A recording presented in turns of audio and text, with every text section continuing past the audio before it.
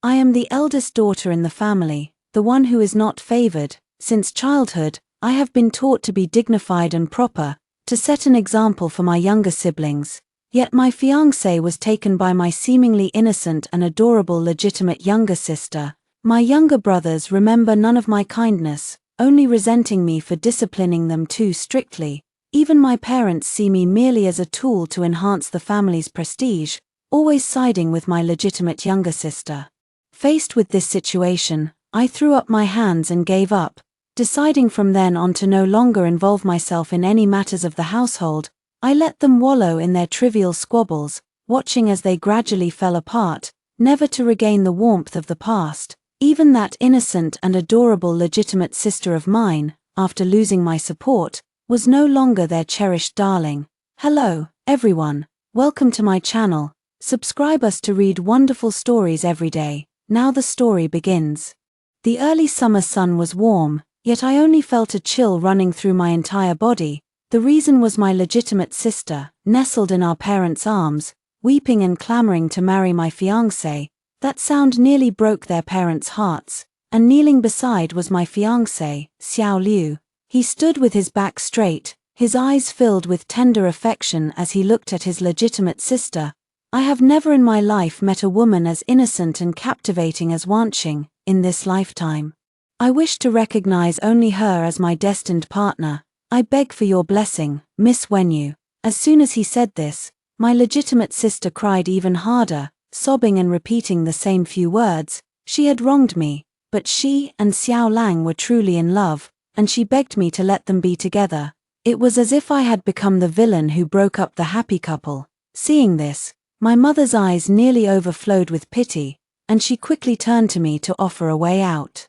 Though her gaze held a subtle warning, Wenyu, as the elder sister, you must learn to yield to your younger sister. Since Xiaolang truly loves Qing'e, you should treat your engagement as if it never existed. For a moment, all eyes in the room were fixed on me, my hands, hidden in my sleeves, clenched into fists.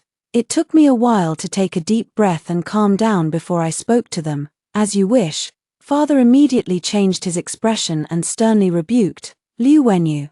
Is this how you speak to your parents? Seeing this, my legitimate younger sister suddenly revealed a bitter smile. Father, mother, sister must blame me. Xianxia cannot disregard sister's feelings. In this life, I can only have no fate with brother Xiao Liu, standing nearby, immediately grew anxious and changed his expression, his gaze toward me carrying a hint of resentment. There has never been any affection between Miss Wenyu and me, even if we were forced together. We would only become an unhappy couple. Why won't you us, miss? Seeing them like this, I found it utterly ridiculous. If I hadn't slept lightly last night and come to the courtyard for a walk, I wouldn't have overheard Liu Xianxia and my younger brothers discussing in the hall about summoning Xiao Liu to personally pressure me. I truly thought she would feel guilty. I ignored her and brushed past them, heading straight for the front gate. I had barely opened it a crack when my biased father shouted at me to stop. By the time I turned back, my face was already streaked with tears, and my voice had shifted to a sob, since my sister has already bypassed me, the legitimate elder sister, and pledged herself to young Master Xiao, and what was meant to happen has already happened. If father and mother insist that I step aside, I have already stepped aside. What more do you want from me? I was crying so loudly that I was on the verge of wailing myself into a faint. My mother, seeing the situation was getting out of hand, wanted to come over and pretend to comfort me into silence, but unexpectedly, I leaned back and bumped the door open with my shoulder. Standing outside, dumbfounded, were several of the most influential noble ladies of the capital, especially the leader, who is notoriously gossipy. I sent them an invitation early this morning, simply saying that the lotus flowers in my courtyard had bloomed and inviting them to come and admire them.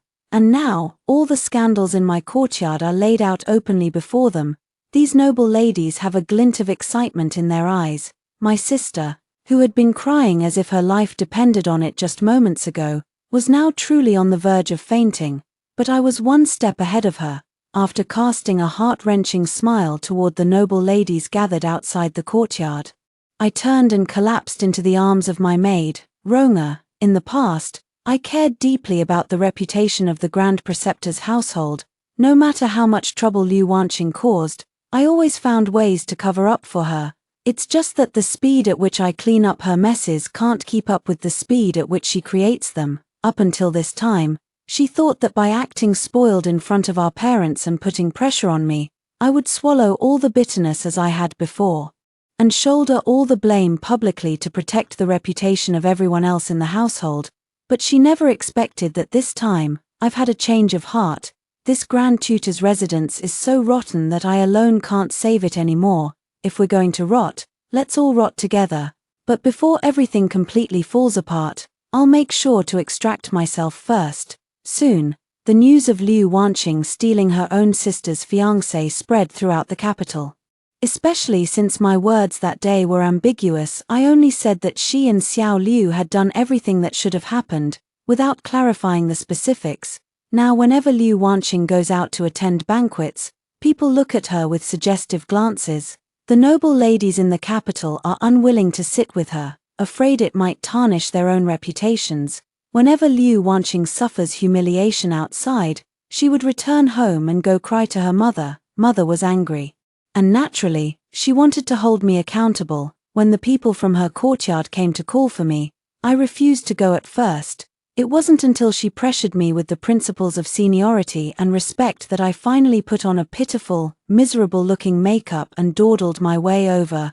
As soon as I entered, I called out "Mother," but before I could finish a single sentence, I fainted and collapsed. This, in turn, startled my mother, who asked Ronga, who was supporting me, what had happened.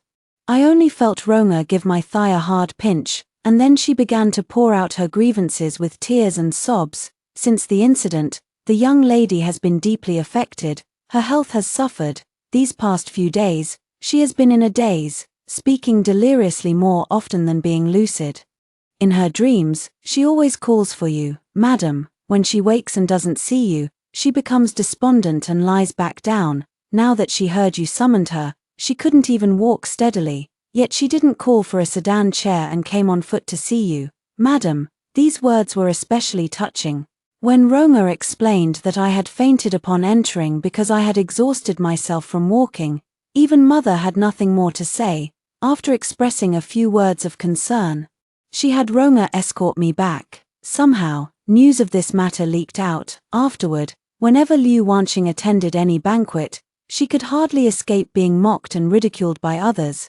It was because of her that I had been confined to my sickbed, yet she managed to keep it all under wraps without a hint of exposure. Meanwhile, Liu Wanqing was out and about all day, flaunting herself in public, and when she suffered grievances, she still came to blame me.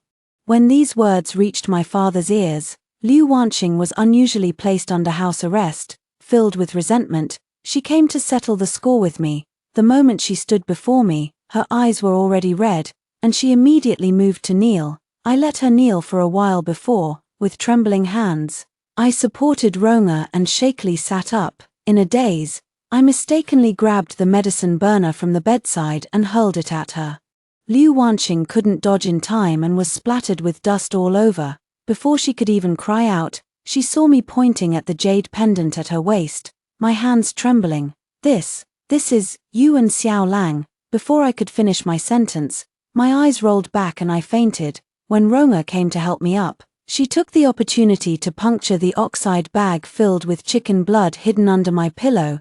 Instantly, she screamed in shock and ran outside. On the way, she happened to meet those noble ladies who had visited the mansion the day before. Ronga, covered in blood and looking utterly miserable, told them about how the young mistress had brought Lord Xiao's token to see her, which had provoked her to the point of vomiting blood.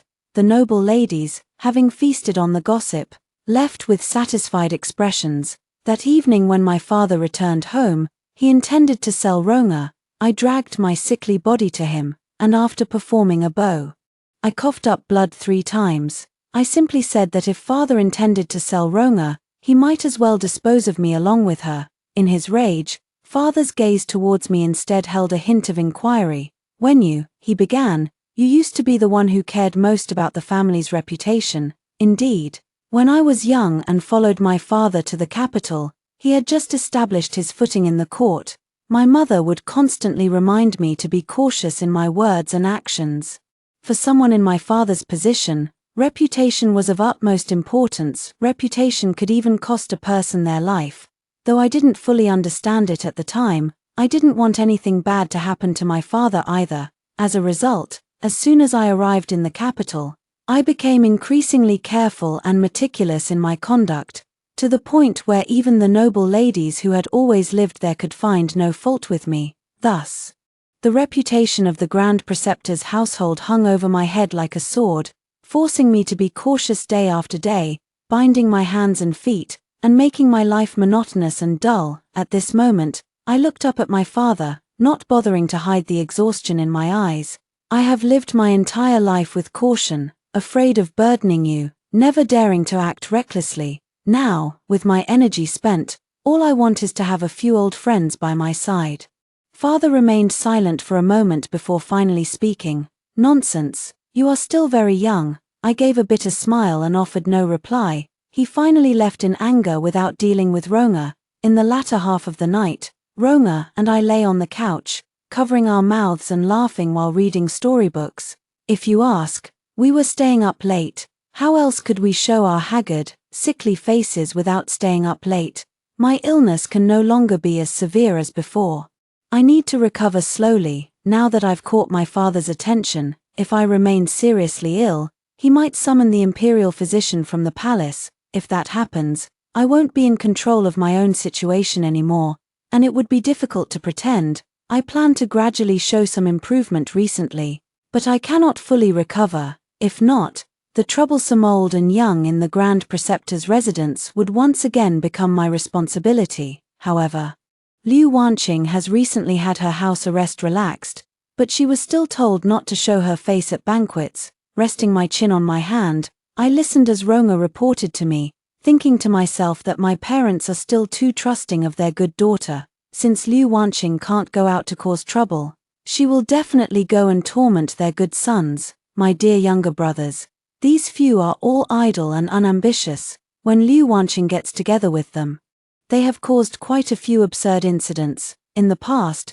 with me keeping them in check, we could barely maintain a facade of peace, though it made them resentful. Now that I'm no longer controlling them, let's see what kind of tricks they can come up with. Sure enough, just 4 days later, there was a commotion in the front courtyard. The maidservant of my second brother, Liu Jinju, came weeping to knock on my courtyard gate. Eldest miss, please go quickly and save second young master. The master is about to beat him to death. I was playing cards with Ronga, Liana, and Sua. We let her cry outside for most of the day before finally sending Ronga to reply. Our young lady is unwell and has finally managed to rest. How dare you make such a racket here? But young master, he... Before the maidservant could finish, Ronga slammed the door shut with a bang. Coldly replying through the door, our young lady said, "Come back when is really dead." Liu Jinzu's maid, Shui, was usually quite adept at handling matters, but when she saw Liu Jinju being close to Liu Wanqing and only confiding in her about everything, it was only when Liu Jinju got into trouble and someone was needed to face their father's anger and take the blame that he remembered me. I sat in my room, listening to the commotion outside, a cold sneer unable to leave my lips. If I couldn't resist her crying now, it would be me crying later. This had happened so many times before that just by sitting here, I knew exactly what would happen if I went. It was nothing more than my father's rage was at its peak, yet he couldn't bring himself to truly lay a heavy hand on his precious son. None of the women in the room dared to speak up in his defense, waiting until I arrived to be pushed before my father like a savior by my mother and legitimate sister. My father's anger then naturally found its outlet. At the very least, it was a slap across the face, leaving my cheek swollen for half a month, unable to go out and be seen. The main punishment was the whip, lashing me until my skin split and flesh tore, all because I had failed to properly discipline my younger brother. By the time father's anger had been fully vented, when it came to punishing Liu Jinju, it was nothing more than a light sentence of kneeling in the ancestral hall for 2 days. At first, Liu Jinju still felt guilty about my injuries, But after Liu Wanqing sneaked him food a few times in the ancestral hall and whispered in his ear that I had been cursing him behind his back for being incompetent and dragging me down, his resentment toward me only grew stronger. Elder sister manages the household on mother's behalf, so she had no choice but to take the blame for you.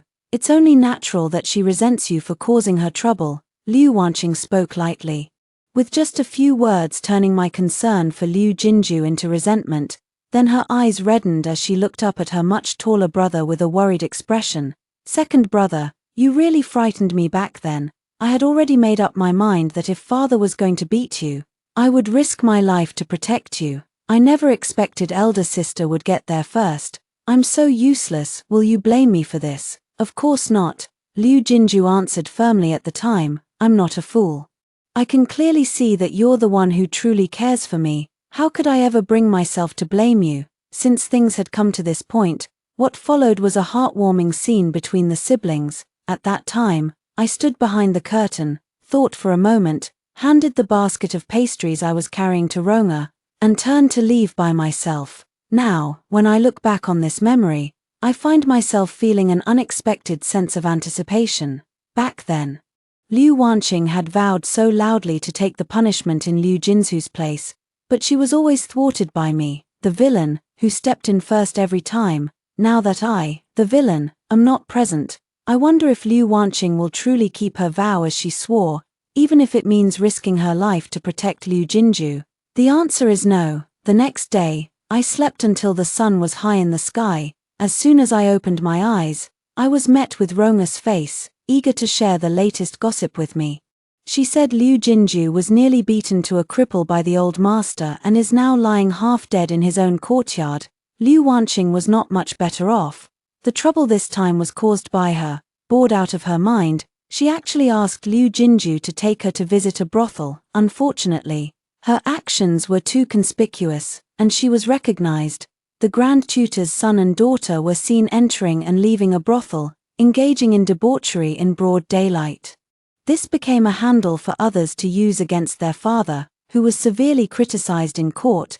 Their father had always valued his reputation above all else and was naturally furious. However, he still retained a shred of reason. Before resorting to family discipline, he first interrogated the two of them. Liu Wanqing was facing her father's wrath for the first time and was completely terrified.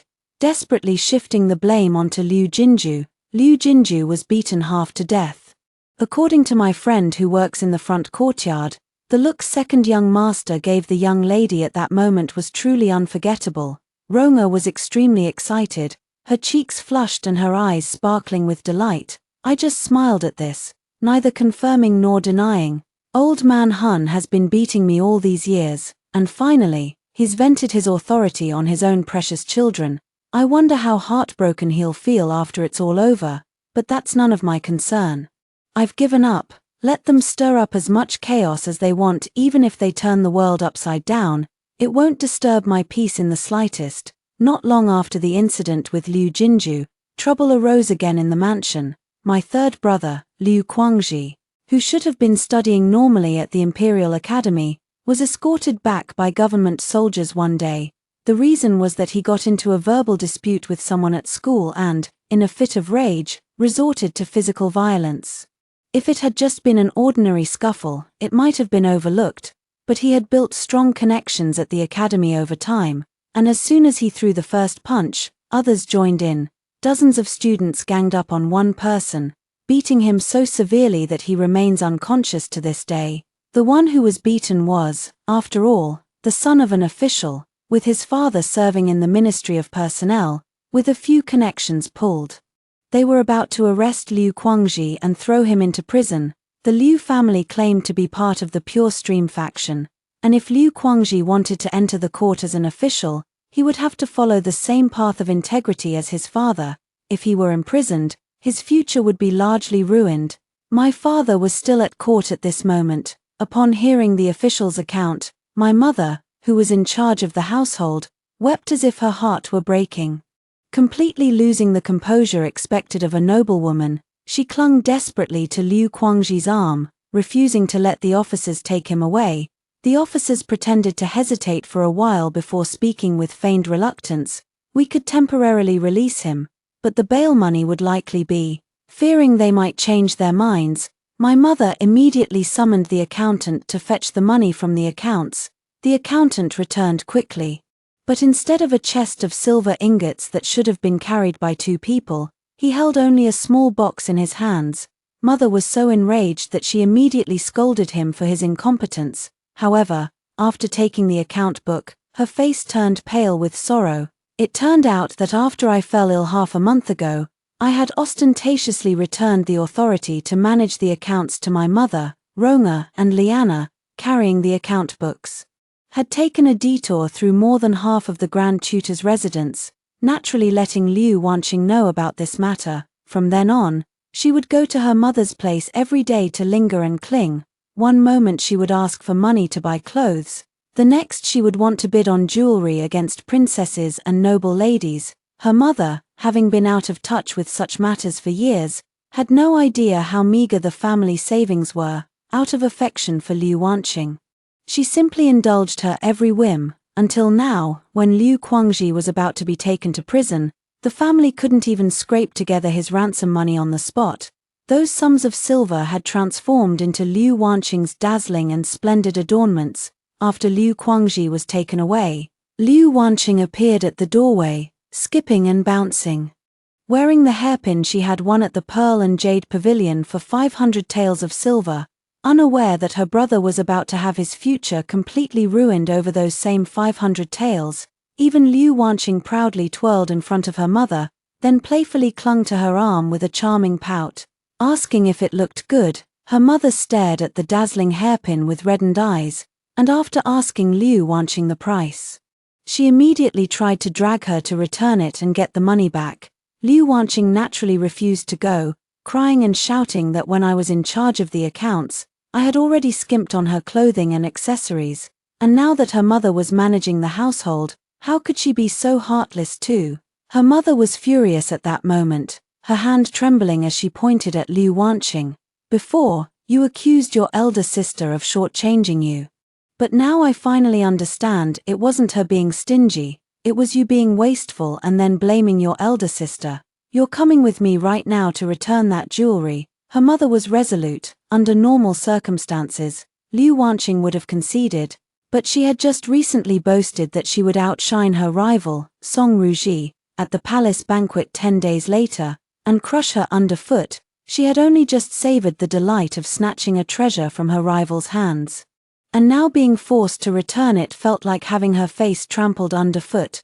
Liu Wanqing refused to go, and her mother was equally determined not to let her proceed like this. Amid the argument, Liu Wanqing suddenly burst into loud sobs and rushed headlong toward the nearby pond, declaring that if she were forced to return the hairpin, she would rather die. Liu Wanqing was eventually stopped by the matron serving her mother. But her mother had also lost the strength to continue arguing with her. She stood there utterly dejected, thinking of the son and daughter she had cherished as dearly as her own heart, feeling completely lost both in her heart and on her face, fearing that a verbal retelling of the drama wouldn't do it justice. Ronga even dragged Liana along to reenact the scene with her several times, but since I never saw anything that could make me laugh, the fervor in my eyes also faded. And she cautiously looked at me and said, "If the young lady doesn't like hearing such words, this servant won't speak them again in the future. It's fine. We must always know the news from the front courtyard to prevent any mishaps." I leaned against the table, casually picking up a round fan to prop up my head. After all, they are my family. I refrained from laughing at them to preserve what little virtue I have left. Buddha, forgive me for holding back my laughter. Liu Quangji ultimately wasn't imprisoned. My father's connections in the court managed to pull some strings for him, and Liu Quangji was sent back after just 2 hours. But because of this, father owed a huge favor, and on top of that, after beating someone else's son, he wasn't even willing to spend 500 taels of silver to smooth things over. The Ministry of Personnel official felt that father had gone too far and had completely taken a grudge against him. Now, it would be difficult for father to remain as neutral as he once did. When Liu Wanqing realized the seriousness of the situation and understood that she had stirred up a huge mess, she instantly turned pale with fright. She quickly sent a maid out of the mansion and managed to return the hairpin before Liu Quangji and father returned home. That evening, when she appeared before her father and Liu Quangji, she was already dressed in plain clothes. Her usually charming and delicate face was now completely free of makeup, with only a pair of tear-filled eyes strikingly red. As soon as Liu Wanqing saw her father, she knelt down, pressing her forehead against the cold floor tiles. Her tone was exceptionally pitiful. Wanqing knows she has committed a grave mistake, nearly ruining my brother's future. From now on, I will always wear plain clothes and never adorn myself again, so that I may forever remember today's fault and atone to my brother and father. After this incident, the anger on the father's face had mostly subsided. After all, Liu Wanqing wasn't completely blinded by her obsession. However, Liu Quangji's expression remained unpleasant. He was still immersed in the fury of nearly being imprisoned, and in response to Liu Wanqing's apology, he merely flicked his sleeve in silence without offering any reply. Liu Wanqing had managed to escape serious punishment, but she would not receive her monthly allowance for the next 6 months. This wasn't really a difficult task for her. She had no silver, but Xiao Liu did. All she needed to do was fabricate more lies about being mistreated in the mansion, then clutch her handkerchief and weep softly before Xiao Liu.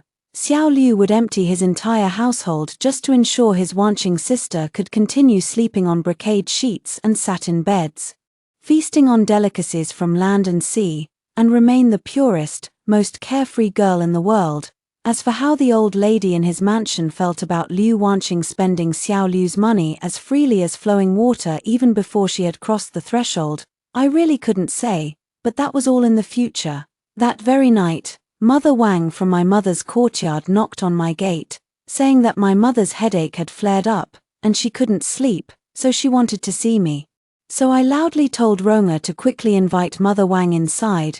Just that short sentence caused me to cough 5 times and vomit blood twice. When Mother Wang opened the door, she saw me draped in a thin robe, leaning weakly against the doorframe, coughing up blood. The plain handkerchief in my hand was already stained red, and drops of blood trickled down from one corner of the cloth. Mother Wang opened her mouth but couldn't speak for a long time, and in the end, she left in a huff. I didn't go to see my mother, but she, on the other hand, began to worry about me. The next day, she had a lot of tonic medicines prepared and came over with her maids and servants in a grand procession. She wanted to see me, but I was unconscious and didn't want to see her.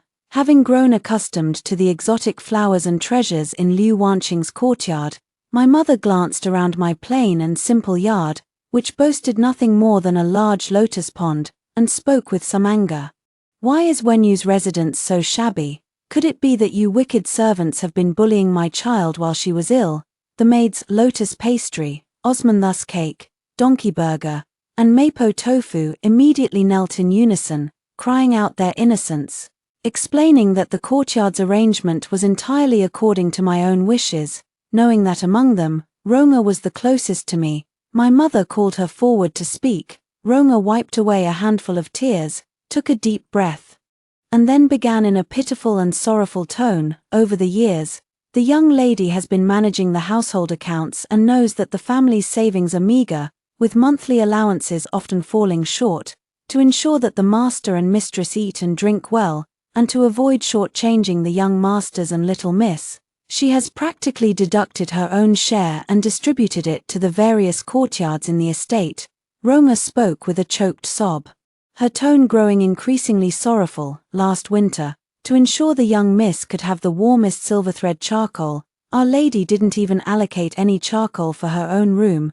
She only left some for us servants. Enduring the entire harsh winter in bitter cold, by early spring, her health began to fail, and now, with the distress caused by the young miss and young master Xiao, she simply can't hold on any longer." Ronga was spinning tales outside, and as I listened from within, I gradually furrowed my brows. Her exaggeration was so over the top that I almost felt sorry for myself. After all, I'm actually quite resilient to the cold, and the winters in the capital aren't particularly severe. Going without charcoal in winter is perfectly manageable. However, mother was as if struck by a heavy blow, staggering back 3 steps in a daze, tears streaming down her face. How could this be? My son, seeing this, Mama Wang, who was standing nearby, understood that mother was in no state to remain there any longer. She waved her hand to dismiss the combinations of lotus seed pastry, osmanthus cake, donkey meat sandwich, and mapo tofu,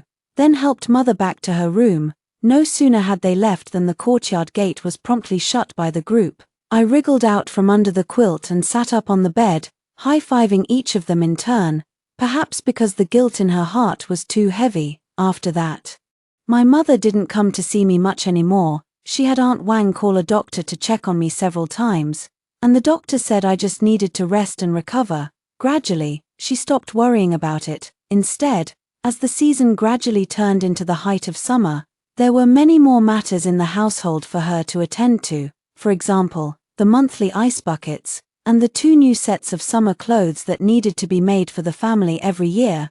These are all major expenses. Liu Wanqing, for once, showed some sense and took the initiative to pawn the hairpins and jewelry from her room, using the silver to help cover household expenses.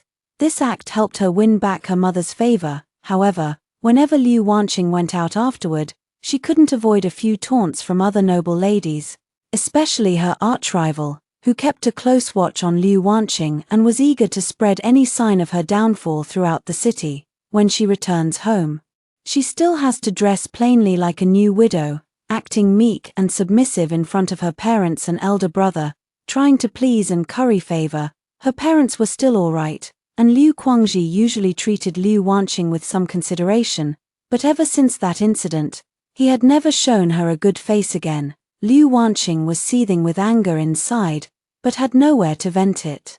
It happened that Liu Jinju had recovered from his injuries and was able to leave the hospital and move around. Her mind began to churn with numerous schemes once again. Liu Wanqing's current arch-rival, Song Ruji, was once her closest confidant. In the past, that girl had treated Liu Wanqing with utmost sincerity, all because she secretly admired Liu Wanqing's handsome older brother, Liu Jinju. Liu Wanqing had once promised to act as a matchmaker and help bring the two together. But she was afraid that once Song Ruji had her wish fulfilled, she would no longer be so eager to please her all day long. After all, having the daughter of the Minister of Revenue constantly trying to curry favor with her, making her the powerless daughter of a grand preceptor, the center of attention wherever she went, was truly an unparalleled experience. At that time, however, Song Ruji was deeply infatuated with Liu Jinju. So she gritted her teeth and endured Liu Wanqing's increasingly excessive demands day after day. That is, until Liu Wanqing opened the letter Song Ruji had entrusted her to pass to Liu Jinju at a banquet, hid behind a rockery, and read it aloud while mocking it with her maid. Song Ruji, who had left the banquet with an uneasy heart, overheard it clearly. Only then did she realize she had been played by Liu Wanqing, as a noble lady from a prestigious family. Being toyed with in such a manner naturally filled her heart with deep hatred for Liu Wanqing. From that day on, Song Ruji opposed Liu Wanqing at every turn, even going so far as to disregard her own reputation to rally other noble ladies in the capital to ostracize Liu Wanqing. Although Liu Wanqing had a few loyal followers by her side, she was no match for Song Ruji's determination to teach her a lesson. Every time she returned home crying, she would curse in the courtyard. She never even looks at what kind of person she is. How could she ever be worthy of my second brother? She's like a toad lusting after swan meat, and then she turns around and blames me for it. At that time, Liu Jinju was protective of her. Seeing Liu Wanqing being bullied by Song Ruji's side, he grew increasingly displeased with Song Ruji, finding fault with everything about her. Thus, the enmity between Song Ruji and Liu Wanqing grew deeper and deeper. If I were that Miss Song, spending my own money and effort all day long only to end up with no appreciation in return, I would have long since stuffed that wretch who played me into a sack with stones and sunk her in the pond. Sua couldn't help but mutter under her breath as she poured tea beside me. I cast her a light glance and warned with a faint smile, "Watch your words." Her indignation was hardly surprising, as earlier today on her way to fetch the ice bucket, She happened to run into Liu Wanqing pestering Liu Jinju about her malicious scheme. She clung to Liu Jinju, acting coquettishly and pleading with him to feign affection for Song Ruji, only to publicly reject her later and humiliate her. However, this time Liu Jinju no longer unconditionally indulged Liu Wanqing as he had before. Faced with Liu Wanqing clinging to his arm and acting coquettishly, he merely cast a cold glance at her before pulling his arm away. Second young master doesn't seem willing to pay her any attention anymore, but when he saw me, he actually spoke to me from afar. Sua spoke while reminiscing. That's strange. Usually when second young master sees people from our courtyard, he never gives us a second glance. What could he possibly have to say to you? Guia, holding a large broom while sweeping nearby, couldn't help but interject. Sua rolled her eyes at her. What are you thinking? The second young master came to ask me about the eldest young lady. Me, hearing this, I couldn't help but pause my fanning in surprise. What did he ask about me? So Sua took a step back, stood up straight and proper, and respectfully imitated Liu Jinzu's manner, speaking somewhat awkwardly. I heard that elder sister has been ill. Has she been feeling better these past few days? Liu Wanqing, who was standing nearby, wasn't pleased upon hearing this. With reddened eyes, she stepped forward. Second brother, I just told you so much and you ignored me. Now you only care about asking after sister. What are you doing? Nothing. Liu Jinju cast a fleeting glance at Liu Wanqing before turning his gaze forward, never looking at her again. It's just that I've realized the difference between pretty words and genuine actions. Liu Jinju had truly settled down recently. In the past, relying on his family's status, he spent his days fooling around with Liu Wanqing, engaging in cockfighting and dog racing, never applying himself to proper studies. But these past few days, he had actually proposed to his father that he wanted to gain experience in the military, to earn some achievements and bring honor to the Grand Tutor's residence and his father. If he had shown such determination in the past, his father would have eagerly arranged everything to send him off without delay. Unfortunately, the Grand Preceptor's estate had fallen into disrepute. His father's political rivals at court were watching him closely. And his younger brother Liu Guangji had offended people outside. As a result, matters became difficult to handle. His father feared that even a single oversight might lead to Liu Jinju being harmed outside. For these reasons, despite Liu Jinzu's eagerness to advance, his father kept him at home for an additional 6 months. After all, most sons of officials who joined the military had to start from the bottom. If someone harbored ill intentions, although it might not cost his life, injuries resulting in the loss of limbs or lifelong disability were not uncommon in the army. Liu Jinju was quite dejected, shutting himself in his courtyard all day, seemingly competing with me for the title of the laziest person in the mansion. Lately, the weather has grown increasingly hot. Unlike previous years when summer was merely unbearable, it's now so stifling that staying indoors has become impossible. My maids and I spend our days hiding in the shade of the trees by the pond in the courtyard, each of us sprawled out, fanning ourselves desperately as if we were about to open our mouths and pant to cool down. I heard there's a drought in Huangju. The ponds that used to be filled with lotus roots have all dried up this year, and the ground has cracked more than 3 inches deep, Sua said gloomily. Leaning against the railing of the pavilion as she shared the news she had heard in the mansion today, it's unbearably hot here in the capital too. I heard most of the well water used to chill the ice buckets in the city has dried up. The price of ice buckets outside has multiplied several times. I'm afraid our manor won't be able to supply every courtyard with them anymore. Roma wiped her sweaty wrist, her expression looking somewhat worried. Didn't they say Wanqing pawned some jewelry to help with the household expenses? Those deficits in the accounts should have been covered by now.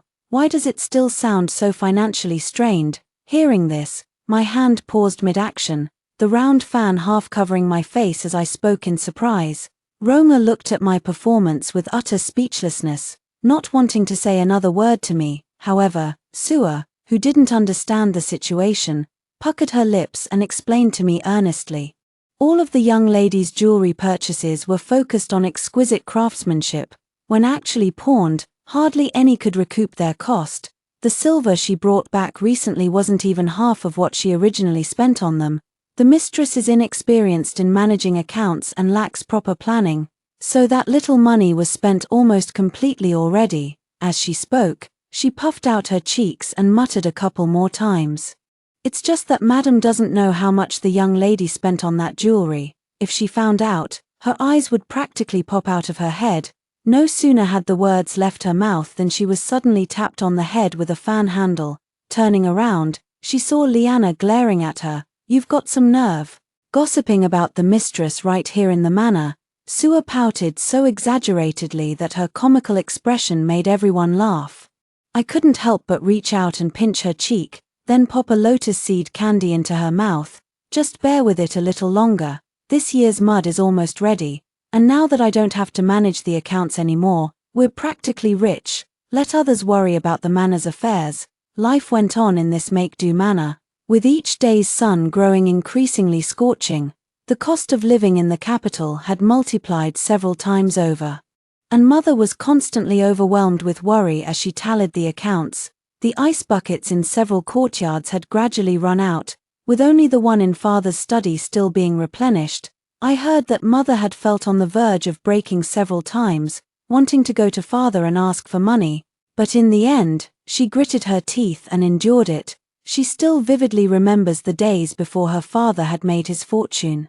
When she was scolded by her strict grandmother for not knowing how to manage the household accounts, her grandmother would poke her forehead and call her a useless burden. Back then, her father, dutifully serving his mother, would join in, bitterly cursing himself for marrying a woman who wasted the family's wealth. At that time, her mother, with tears in her eyes, was struck by her grandmother's broomstick and fell to the ground. Out of the corner of her eye, she caught sight of her young, bewildered self standing nearby, and her eyes were filled with humiliation. Now, the grandmother has long since passed away, but her mother has never forgotten that humiliation. Even when speaking to her father, she still finds it difficult to bring up the matter. Yet, the scorching heat showed no mercy for this woman troubled by a few thin account books. After pawning her jewelry a few times, when her mother asked again, Liu Wanqing kept pleading poverty. In the end, her mother had no choice but to knock on the door of my courtyard once more. This time, I greeted her quickly. As soon as Lu Ru opened the courtyard gate, I stepped forward with a box of antique jewelry in hand, eagerly offering it to my mother. My mother didn't reach out to take it immediately. Instead, she let her gaze sweep over my shabby courtyard, her expression already tinged with a hint of guilt. Then her gaze fell on the jewelry box in my hand, its corner already worn and frayed. After a long silence, she lifted her somewhat stiff arm and took it from me herself. Mama Wang, who was standing nearby, moved to take it from her, but was sharply waved away. As Mother was leaving, she looked at me, her eyes filled with a tumult of emotions that finally gathered into a single tear. Rolling from the wrinkled corner of her eye, she let out a long sigh, as if trying to exhale all the sorrow from her chest, but it only seemed to make her more heartbroken. She recognized that all the jewelry in the box was from 20 years ago. Those were items her mother had used and worn out in the past. Back when I first moved with my parents from the remote Qingju to the capital, other girls were adorned with hairpins and wore colorful embroidered dresses. When they gathered together, they shone brightly like celestial fairies, but I, in my plain clothes and simple skirt, naturally stood out and didn't fit in with them. Though I was cautious and never targeted, I was still young and loved beauty back then. And I would come home with reddened eyes from feeling wronged. Seeing this, my mother gave me all her jewelry in one go, comforting me by saying that her agates and jade beads were all genuine, and they would be enough for me to wear until I got married. Later, as my father's official career gradually improved, the household expenses became more generous. However, my father had no backing in the court after all. He reached the position of Grand Preceptor entirely by relying on his integrity and poverty to pledge loyalty to the sage. To maintain the integrity of a pure scholar, it was unwise to amass or flaunt wealth, so my mother and I continued to dress simply. Back then, I understood that the more impoverished and upright we appeared in public, the more people would praise my father for his noble character, and the safer his situation would become. Over time, this became a habit of mine. Even though my mother and sister now possess many pieces of jewelry befitting noble ladies in the capital, I still have little interest in adorning myself. In their eyes, my sister is charming and delightful, a pleasure to be seen with, while I am utterly dull. I don't know if it's because those years of constant anxiety left too deep an impression on me, making it impossible to forget the vigilance that was carved into my bones, even now. The ones on the dressing table are still all those that my mother gave me back then. The jewelry my mother gave me reflected the mindset of Qingzhou's common people when buying and selling goods over 20 years ago, simple in style, but genuine in material and substantial in value. The whole box was pawned, and it actually fetched more silver than what Liu Wanqing had sold off before. The next morning, as soon as Liana opened the door, she saw 2 large ice buckets placed at the entrance of my courtyard. The servant delivering the ice wiped the sweat from his brow and smiled at Liana, saying, "The mistress has instructed that the supply for the master and the eldest young lady will not be cut off from now on." I smiled but hadn't yet had the chance to tell him to take the things back. Just then, a commotion was heard from the front hall. Rong'er found out that Liu Wanqing was pulling on Liu Huaiguang, who hadn't been home for months, and crying about her grievances. Liu Huaiguang was the eldest son in the family, born a year later than me. By age, he should have been close to me, but his circumstances at home were completely different from mine. Our parents poured all their hopes into him, expecting him to inherit the family legacy, study for officialdom, and bring glory to the family name, while I was still clutching the old jewelry my mother had given me. Enduring the disdainful glances of others, Huaiguang was already dressed in brocade robes and black boots, using the most expensive brushes and inkstones in the capital, studying and working under the patronage of renowned figures at court. And earlier, when our family was still in Qingzhou, when times grew lean, I too had to roll up my trousers and sleeves, joining my cousins in the lotus pond to gather lotus fibers for grinding into seal paste, a delicate task that required day and night labor even after returning home. Yet the rewards were substantial. The 2 boxes we produced each year were sold by traveling merchants to the nobles in the capital. The payment I brought back was enough to cover rice and flour for the household for more than half a year. Only sometimes, when I returned home with my clothes half-soaked and carrying lotus roots, I would happen to run into Huaiguang studying in the courtyard. His slightly disdainful gaze would sweep over my ankles, still speckled with mud, and I couldn't help but feel uneasy, my heels grinding slightly into the ground as I shifted backward. Although he was my younger brother and not much younger than me, he had only been close to me when we were little children. Ever since he started reading and remembering things, he hardly spoke to me anymore, always looking as if he thought I was an embarrassment. Back then, our family didn't have the power and influence it does now, and I didn't have so many younger siblings. Mother was still gentle with me. On cool summer nights, she would hold me in her arms, stroking my back to comfort me. "Huaiguang is a boy, he's different from you. From all of us, Huaiguang has to study, and later he'll become an official to support the whole family. He has such high standards and can't stand the slightest mess in life. But mother knows that Yua did this for the family after all." The new Xian paper Huaiguang bought was paid for by Yua pulling lotus root fibers. Comforted by my mother's gentle understanding, I thought to myself that once Huaiguang found out I had bought him books, paper, and brushes, he would naturally understand me just like mother did. He had simply never considered that no one would ever tell Liu Huaiguang about such matters, because he was the eldest son in the family, the one destined to bring glory to the clan. He only needed to use ready-made paper and brushes to write his policy essays, without needing to know where these things came from. It was for this reason that although Liu Huaiguang and I were the same age, the worlds we had seen were entirely different. I often wonder. When Liu Huaiguang used to discuss policies suggesting that the poor could sell their household storage for a considerable sum of money, at that time, he was already 13 and had studied with his teacher for 5 years. How kind and perfect must the world have seemed in his eyes for him to utter such naive and childish words? I couldn't find an answer. I only knew that even when he used the new brush bought with the money from selling lotus root silk ink paste, he still looked down on me for going into the muddy pond to gather lotus root silk, so I stopped going home through the main gate, deliberately avoiding the resounding sound of his reading and the ambition it couldn't conceal. Later, when Wanqing came along, she was raised in luxury and carried the unique, dazzling arrogance of a noble lady from the capital. Liu Huaiguang liked her even more. Whenever he returned from an outing, he would always bring something for Liu Wanqing, the fashionable items popular among the young women of the capital. Liu Wanqing could obtain every single one of them from Liu Huaiguang. This time, Liu Huaiguang brought back a pair of 9 linked rings for Liu Wanqing.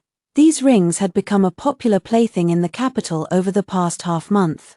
With the sun blazing hot these days, the noble sons and young masters, unable to play polo, would gather together all day long to solve the linked rings. The trend quickly spread among the nobility. Liu Huaiguang bought this pair for Liu Wanqing, hoping to bring a charming smile to his sister's face.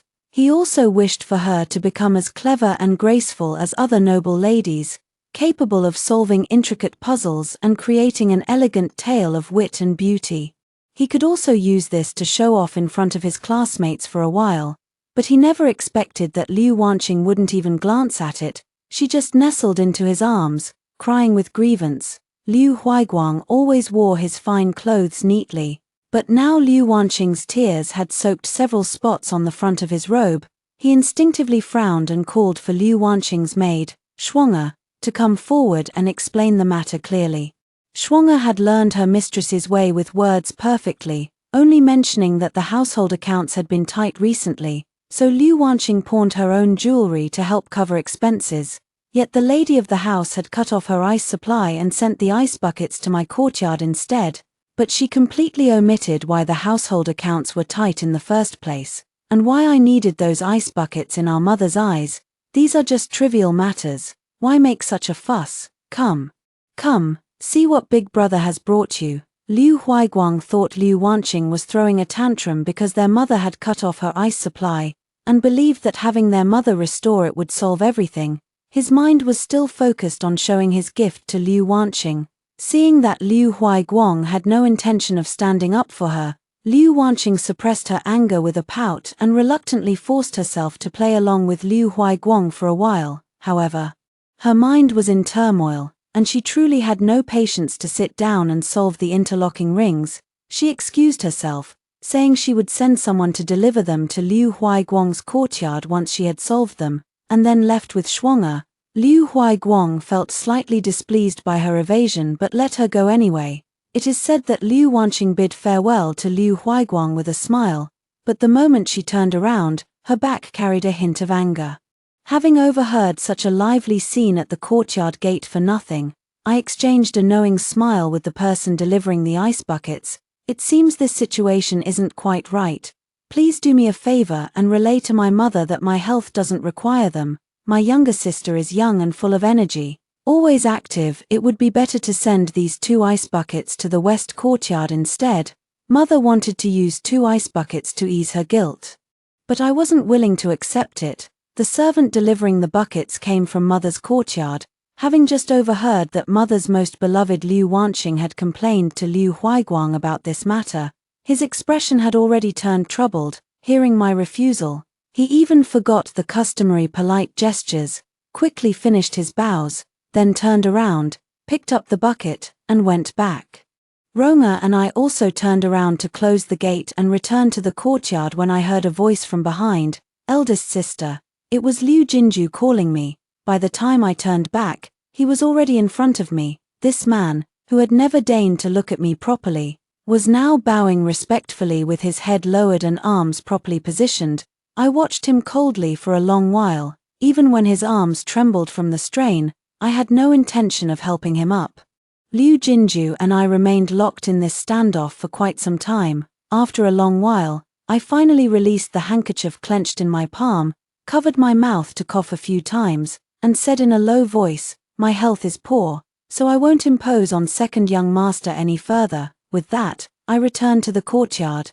Rong'er and Liana quickly worked together to close the gate, even carefully latching the lock. I still remember when Liu Wanqing was discussing her plan to have Xiao Liu call off the engagement and propose to her instead. Liu Jinju was the one who voiced the loudest agreement. During these days of slacking off, it was fine as long as I didn't see him in person. I could still calmly listen to the commotion. Now that I've seen him in person, I feel nothing but hatred and an itching in my hands, wishing I could slap him hard across the face. Over the years, Mother has been unwilling to manage household affairs, keeping me in the mansion year after year. Now, at 17, I am a full-grown young woman. My marriage with Xiao Liu was supposed to take place this year. The Xiao family is wealthy and prominent, which would have restored some dignity to me, a girl who has been kept waiting for so long.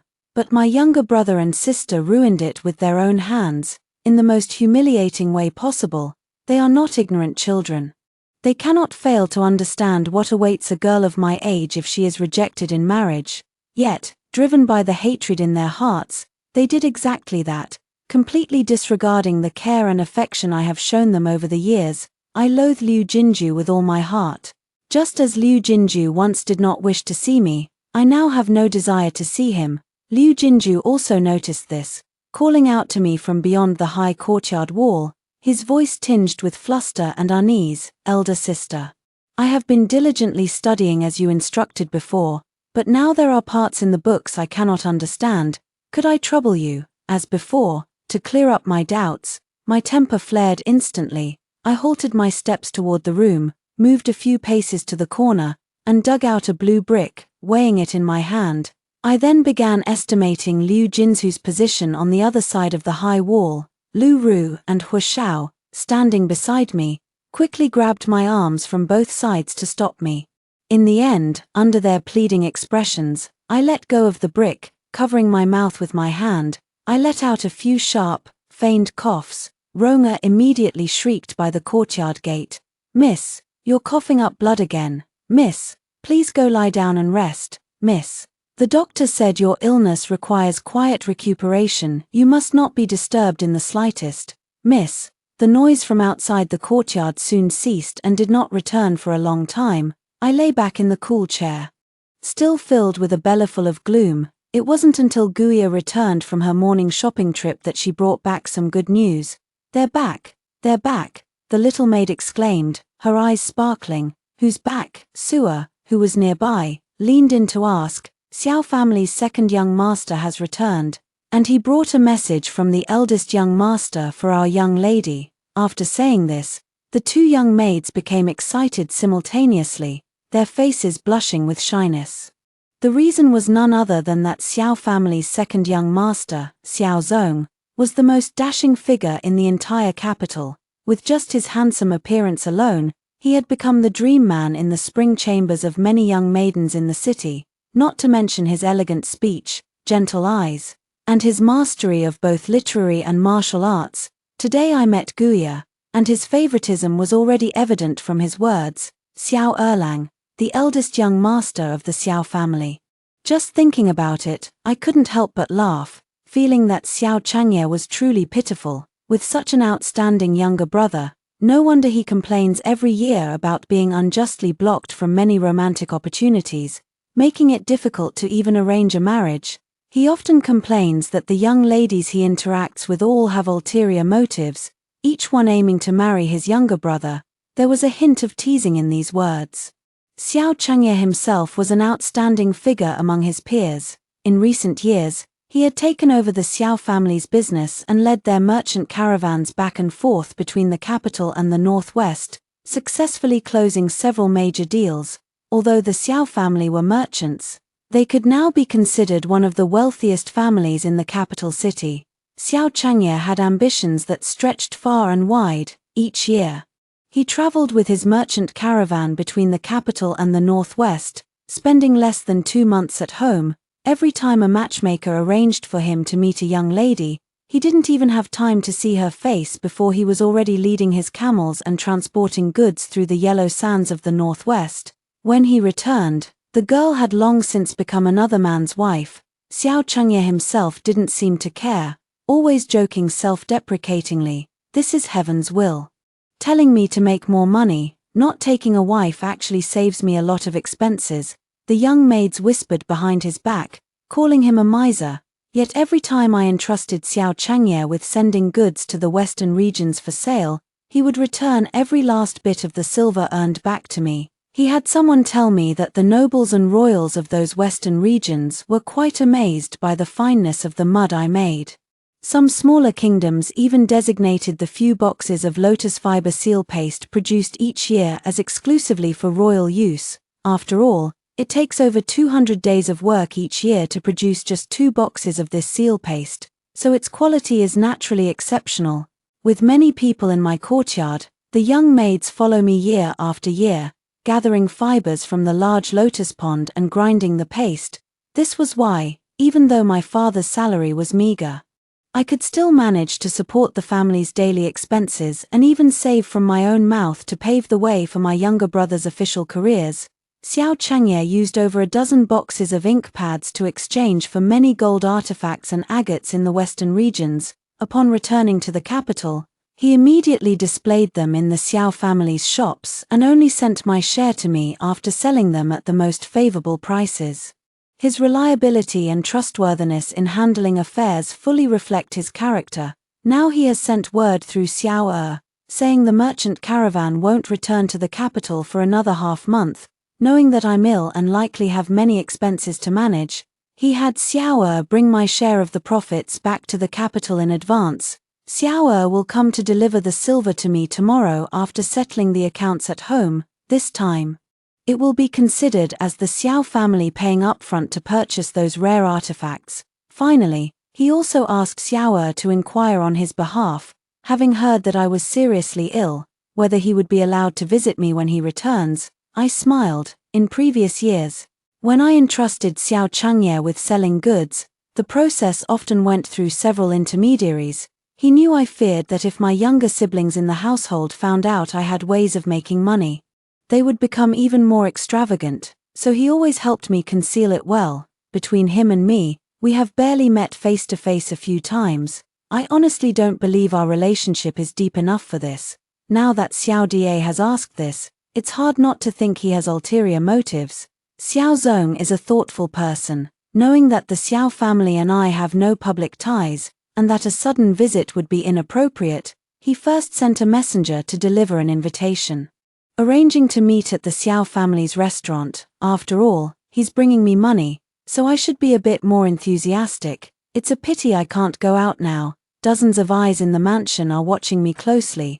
As soon as I'm able to move around a bit, they'll shove this whole mess of family affairs back into my hands. I asked Wuxia to send a message, saying I'd heard there are many practical medicinal herbs from the western regions, and I'd like to request one at a reasonable price to nourish my health. Xiao Zong came to visit with gifts that very afternoon. When I went to greet him, I happened to run into Liu Quangji arguing with my mother by the pond. He said, "Back then, when you sent my elder brother to study under Prime Minister Su, you started with 5,000 taels of silver without hesitation. You were so willing to spend on him, but now you're reluctant to spend on me." His expression was gloomy. And seeing his mother remain silent, his dissatisfaction grew. He took a step closer and spoke fiercely. "I heard that even second brother, who is so reckless and irresponsible, has had his arrangements made by you, mother, and he'll be leaving home in half a year. If you say there's no money, then where did the money come from?" I felt rather wronged on her behalf. I had heard about Liu Jinsu's matter earlier. It was entirely arranged by father. Mother truly had no ability to handle such things. At that moment, mother could only stare at Liu Quangji, unable to speak, her tears flowing as her expression grew increasingly dejected. Father was rarely home these days, and even when he did return, he would only stay briefly before leaving. It was difficult for mother to even speak with him now. Moreover, even as a woman, she could sense that many eyes were now fixed on the Grand Tutor's residence. How could she dare to let Liu Quangji act recklessly again, just as Liu Quangji happened to catch sight of me nearby? He gave me a sinister glance and was about to leave, but my mother quickly went after him. Seeing that they were leaving through the main gate, I deliberately lagged behind them. From a distance, I saw Liu Wanqing returning from outside. She seemed to be in a good mood, chatting and laughing with Xianxia, who was holding many gifts in her arms. Liu Quangji immediately noticed the items in Xianxia's arms and flared up at my mother again. "You said there's no money at home. So where did all those things of hers come from? Mother couldn't find the words, then suddenly thought of something and scolded Liu Wanqing harshly. You troublemaker, have you taken things from the Xiao family again? You're not even married yet. How will you be respected by your in-laws in the future if you keep this up? And now that your father is under close scrutiny at court, how can you possibly? Liu Wanqing had been holding back for many days. Seeing me standing behind them watching the spectacle, she instantly felt her pride wounded and her temper flared. She directly interrupted. Mother, young Master Xiao loves me dearly, that's why he can't bear to see me lacking in any luxury. The entire Xiao family will belong to him someday. What right do they have to comment on me using his things? It's you, Mother, who favors my elder sister and can't stand to see me doing well, my child. I'm only afraid you'll be looked down upon in the future. Mother's tears welled up in her eyes. Looked down upon? Everything young Master Xiao gives me is the finest in the capital. What do you mean by looked down upon? I think it's my elder sister who's been engaged for years and only received a shabby flute. That's what I call being looked down upon. As Liu Wanqing spoke, she shot a glance toward me. I continued to turn my head away, pretending to be ill. By not stepping forward at this moment, I only fueled Liu Wanqing's arrogance further. When Xiao Liu first became engaged to me, he also said he admired my character and personally crafted a bamboo flute as a token of his affection. Later, he said that someone like me always made him feel distant, until Liu Wanqing approached him. Her vibrant and radiant nature moved him, making him realize his true feelings. Liu Wanqing always remembered that Xiao Liu had personally made a flute for me.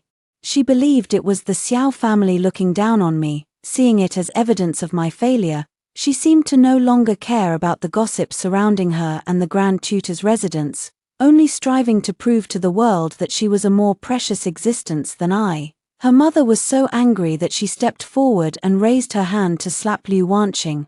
Liu Wanqing didn't bother pretending anymore either, thrusting her face forward and glaring at her mother with wide eyes, daring her to actually land that slap. After all, Xiao Liu's infatuation with her had given her the confidence. Her mother's hand hung in mid-air, with no one around to stop her at that moment. In the end, she still couldn't bring herself to strike. She just clutched her chest, lamenting the wickedness. I looked at her, feeling a mix of amusement and pity. Over the years, my mother had always carried a faint air of haughtiness around me.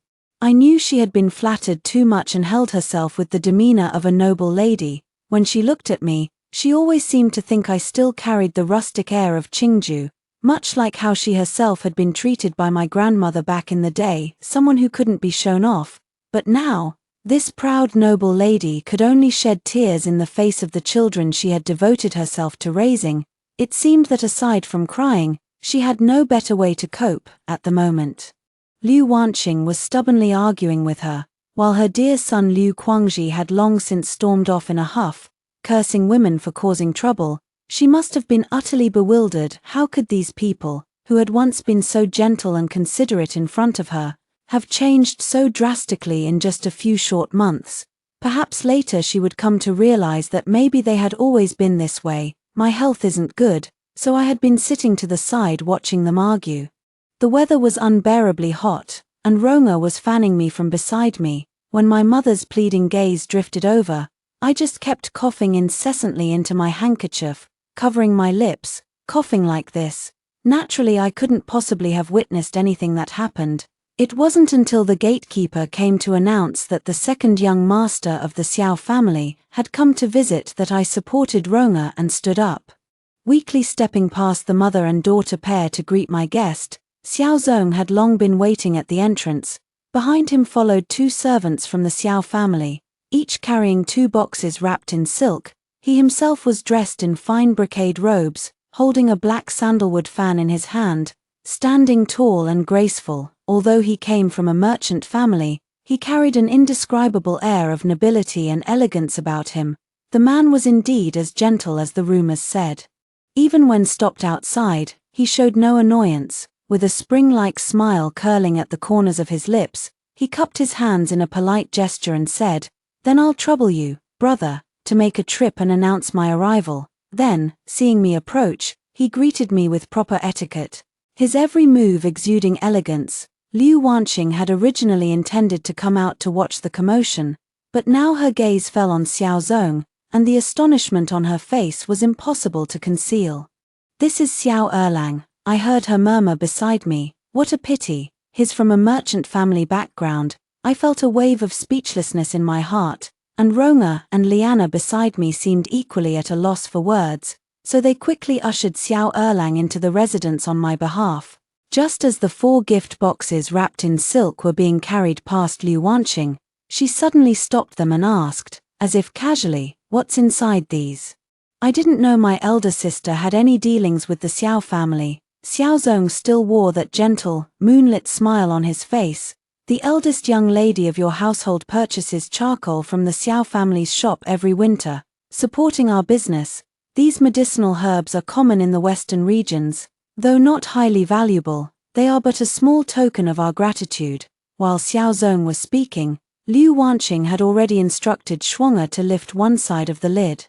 She ran her hand over the contents for a moment, and upon confirming that they were indeed common, low-grade medicinal herbs, a trace of contempt crept into her smile, not directed at Xiao Zong, but at me. It was as if she had found another way to triumph over me. When she spoke again, her voice was noticeably sweeter. "Brother Xiao might not be aware, but my mother is currently managing the household affairs. Sending these 2 gifts to the eastern courtyard might not yield much benefit.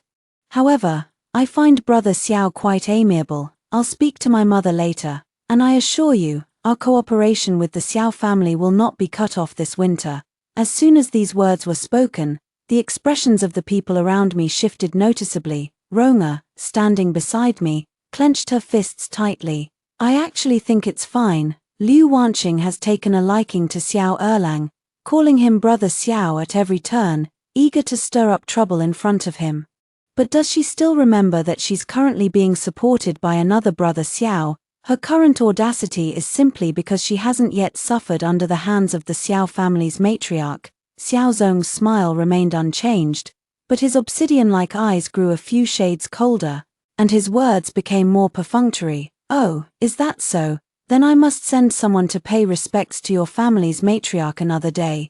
Even as Xiao Zong and I made our way to the reception hall, Liu Wanqing continued to follow us. I gave her a few hints to leave first, but then she started acting coquettishly with me. "Sister, you're not in good health now. Wanqing also wants to hear more about how you and Brother Xiao talk, so I can learn a bit and help Mother out in the future." So I smiled warmly and asked her, "Then do you still remember why I'm not in good health?" Her sweet, naive smile cracked. She glanced at Xiao Zong, who was calm and composed, and finally left reluctantly.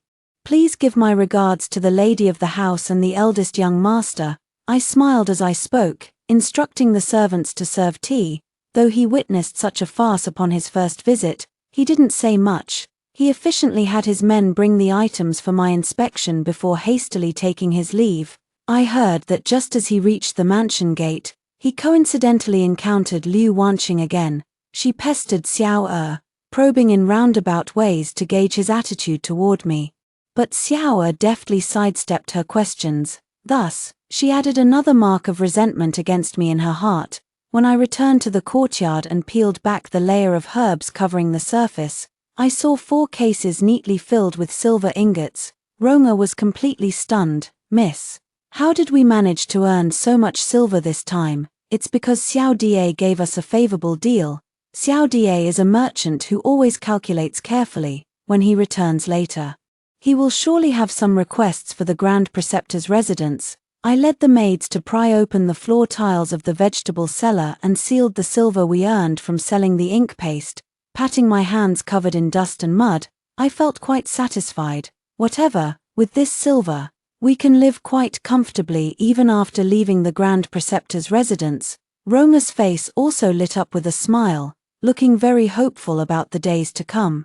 I knew Xianxia had some intentions, but I never expected that upon his return half a month later, he would directly send a matchmaker to propose marriage. Liu Wanqing was the first to hear the news. After confirming that the suitor was the elder Xiao brother rather than the younger one, she was so delighted that she clapped her hands. She said that an unmarried woman of my advanced age was most suitable for a lowly merchant household. however. Her expression changed when she saw the sedan carriers sent by the Xiao family all dressed in silk. Perhaps she was reminded again of the ethereal younger Xiao brother. As Liu Wanqing looked somewhat resentful, she shot me a sharp glare and said with a sour tone, "I really envy you, sister. You can attract merchants to propose marriage without even stepping out of the house." Before I could speak, Liu Jinju, who had hurried over, was the first to scold her. "Liu Wanqing, before criticizing others, don't forget how your own marriage came about." With that, he paid no further attention to Liu Wanqing's momentarily dramatic expression, turned around, and respectfully bowed to me. "Greetings, eldest sister." I clutched my handkerchief and turned my head aside, pretending to be hurt by Liu Wanqing's words. Ignoring him, Liu Wanqing, provoked by Liu Jinzu's words, was naturally furious. Just as she was about to speak again, mother arrived.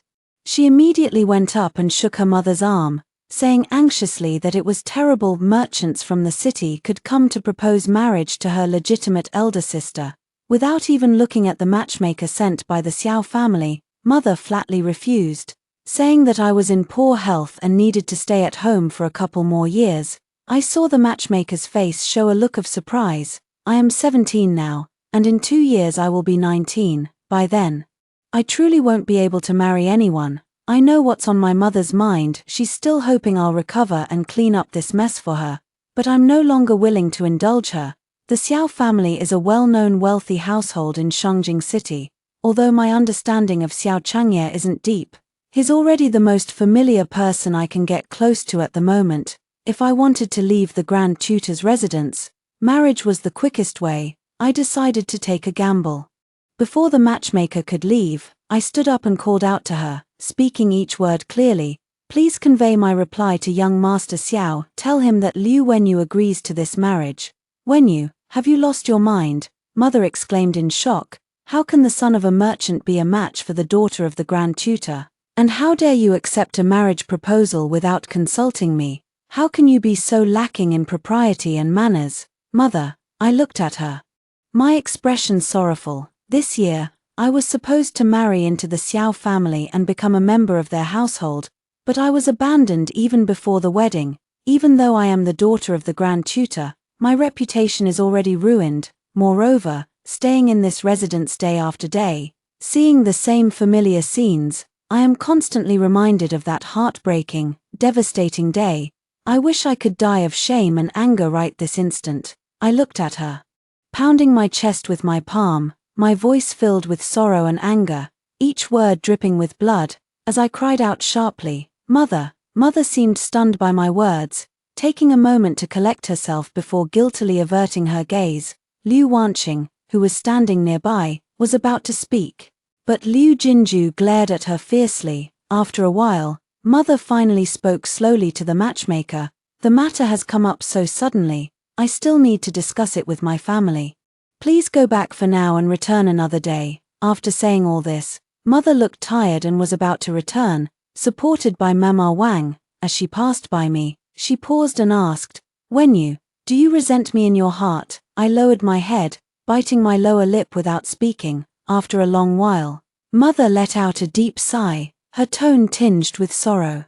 "You're too sensible, and you've suffered too much. I've said it before, in mother's heart, 2 ice buckets are enough to settle her guilt toward me. No matter what I say or do, it can never compare to Liu Wanqing, her most beloved, clinging to her and acting coquettishly. If I were to ask anything of her, I would have to tear open my past miseries again and again for her to see, just to earn a sliver of her pity and sympathy, even if she now sheds tears and feels she has held me back.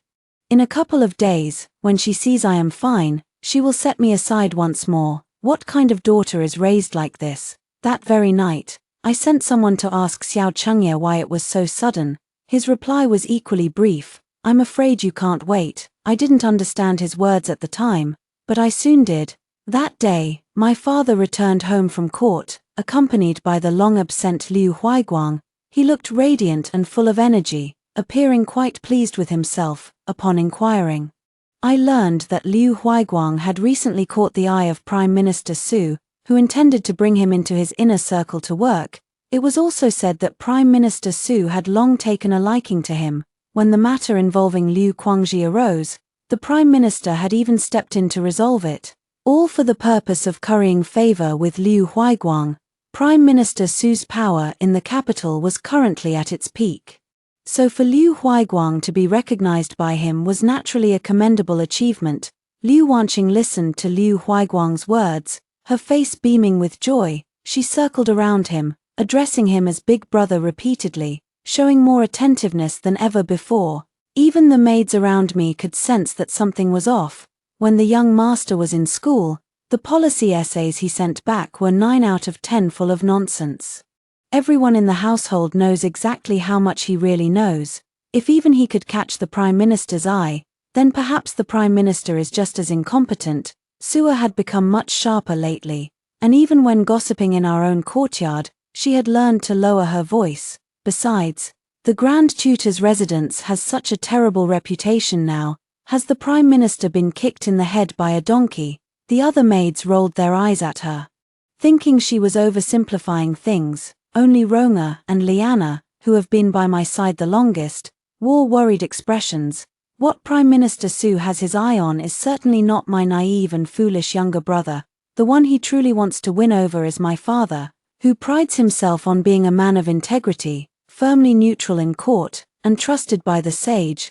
Liu Huaiguang is indeed flamboyant, but what about my father? By tacitly allowing Liu Huaiguang's high-profile behavior, does this indicate his stance? Miss, I heard Ronga whisper in my ear, Prime Minister Su has a nephew who is utterly reckless. In the past 2 years, he has married 3 wives, each of whom died suddenly at home within half a year. Now he intends to marry again, and I'm worried. She didn't finish her sentence, but I understood what she meant. I know my father outwardly upright and honest, yet in his heart, he craves power more than anyone.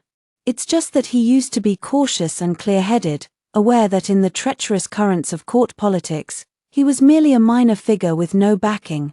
Aligning with any faction could easily lead to his sacrifice in the next round of power struggles. So he chose to remain impoverished to demonstrate his loyalty to the emperor.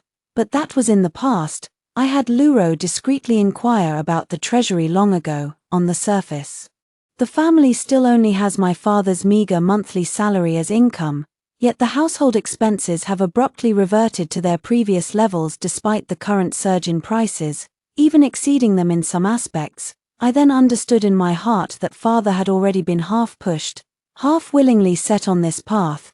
Perhaps it began with the incident involving Liu Guangxi, or maybe even earlier, when he allowed his youngest daughter to bewitch and capture Xiao Liu's heart. He had likely already made his calculations by then. I was abandoned by my father. I finally understood what Xianxia meant when he said he was afraid I couldn't wait any longer. I sent the maids in the courtyard to inquire from the people I had previously instructed during my time as the housekeeper about any recent movements in the mansion, not missing even the slightest detail. The information that came back was a jumble of events, with no clear pattern at all.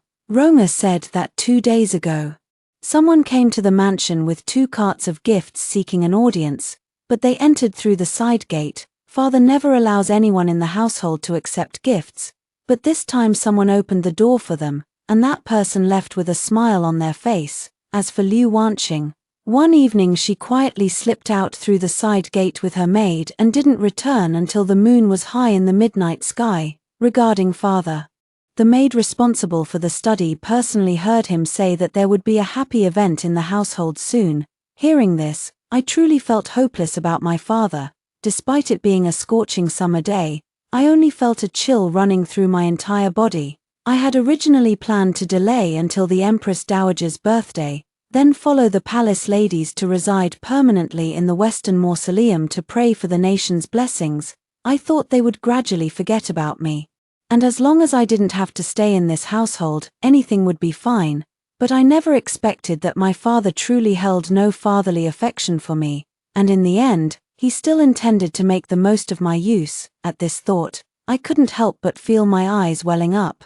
If I had truly been defeated by the broken engagement earlier and then faced such a blow, I'm afraid the outcome would have been dire. Fortunately, The experiences of growing up alone since childhood have tempered my spirit to be stronger than anyone else's. I clenched my teeth, wiped my tears with my sleeve, and instructed Liana, "Go send a message to Xiao Da. I want to see him, the sooner the better." My father wanted to use me to secure ties with Chancellor Su.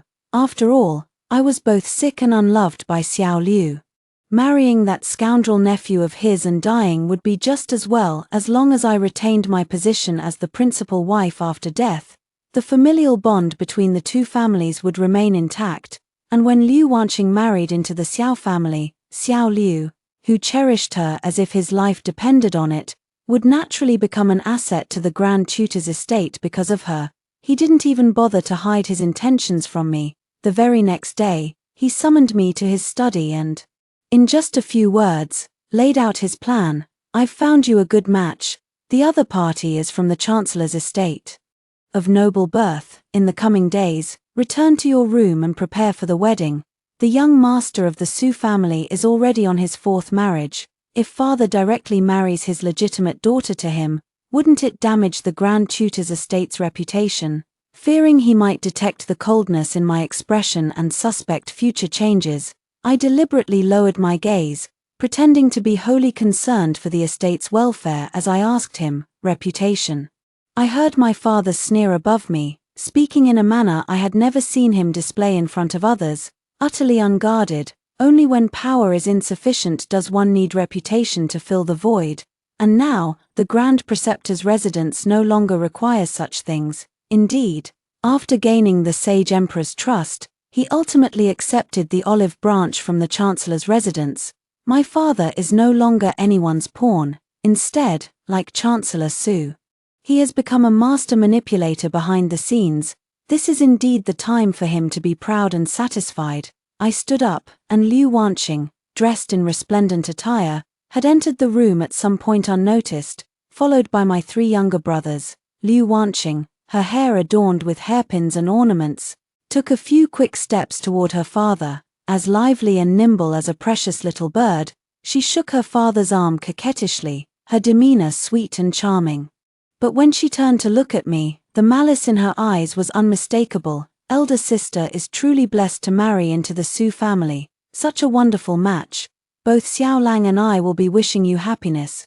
"Wanqing is right," Liu Huiguang chimed in from the side. "The Su family is a noble household. For elder sister to marry into such a family is an unparalleled honor. She should cherish this blessing." To this day, he still believed that Prime Minister Su had offered this marriage to the Grand Tutor's household because he valued him, and that I was merely benefiting from his influence. His gaze toward me was filled with nothing but arrogance. As for my father, upon hearing these words, he merely smiled, gently patted Liu Wanqing's head, and said that she, too, was a girl about to be married, and should learn to rein in her temper, so as not to be so unruly when she arrives at the Xiao residence in the future. As I watched the heartwarming scene of their father-daughter affection and shared joy, for the first time in my life, a surge of overwhelming hatred welled up in my heart.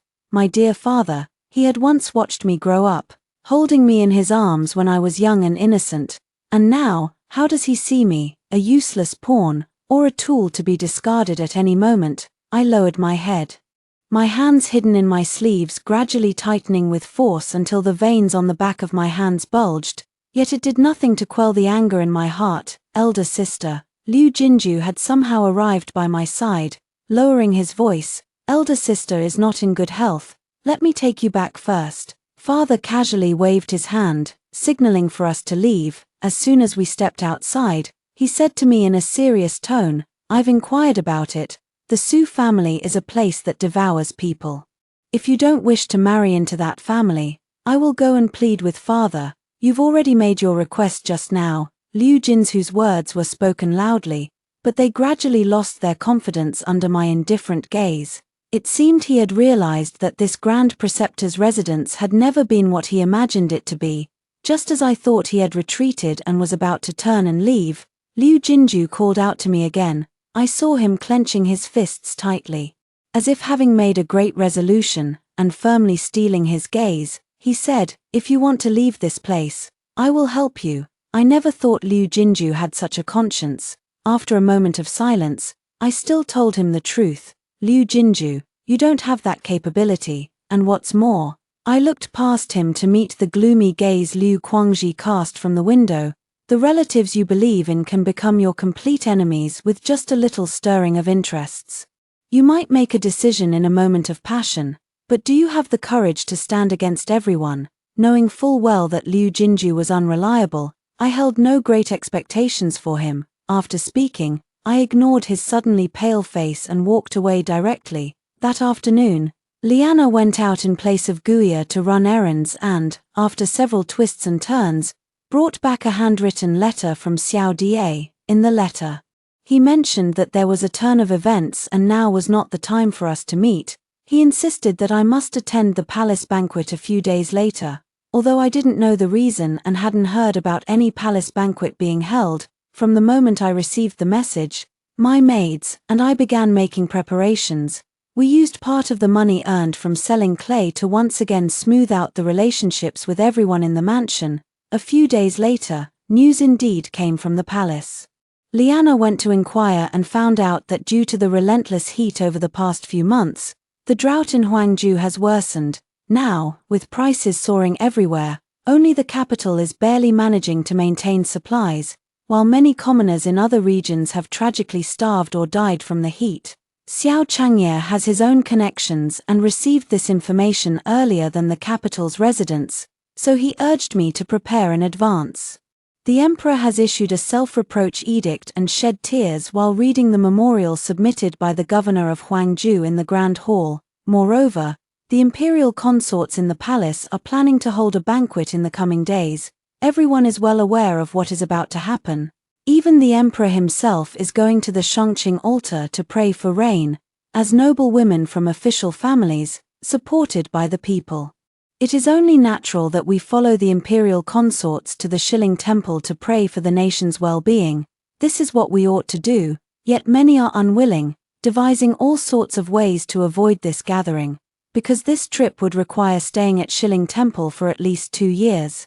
2 years is not a short time for these young ladies waiting in their boudoirs, wasting their prime years in vain. Even if they return with a good reputation, it would be difficult to arrange a marriage.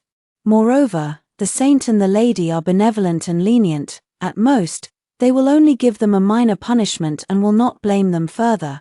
After settling on these ideas, overnight, half of the noble ladies in the capital suddenly fell ill with severe diseases. Even Liu Wanqing, who had been frequently going out these days, hurriedly injured her leg and shut herself inside her home to recuperate.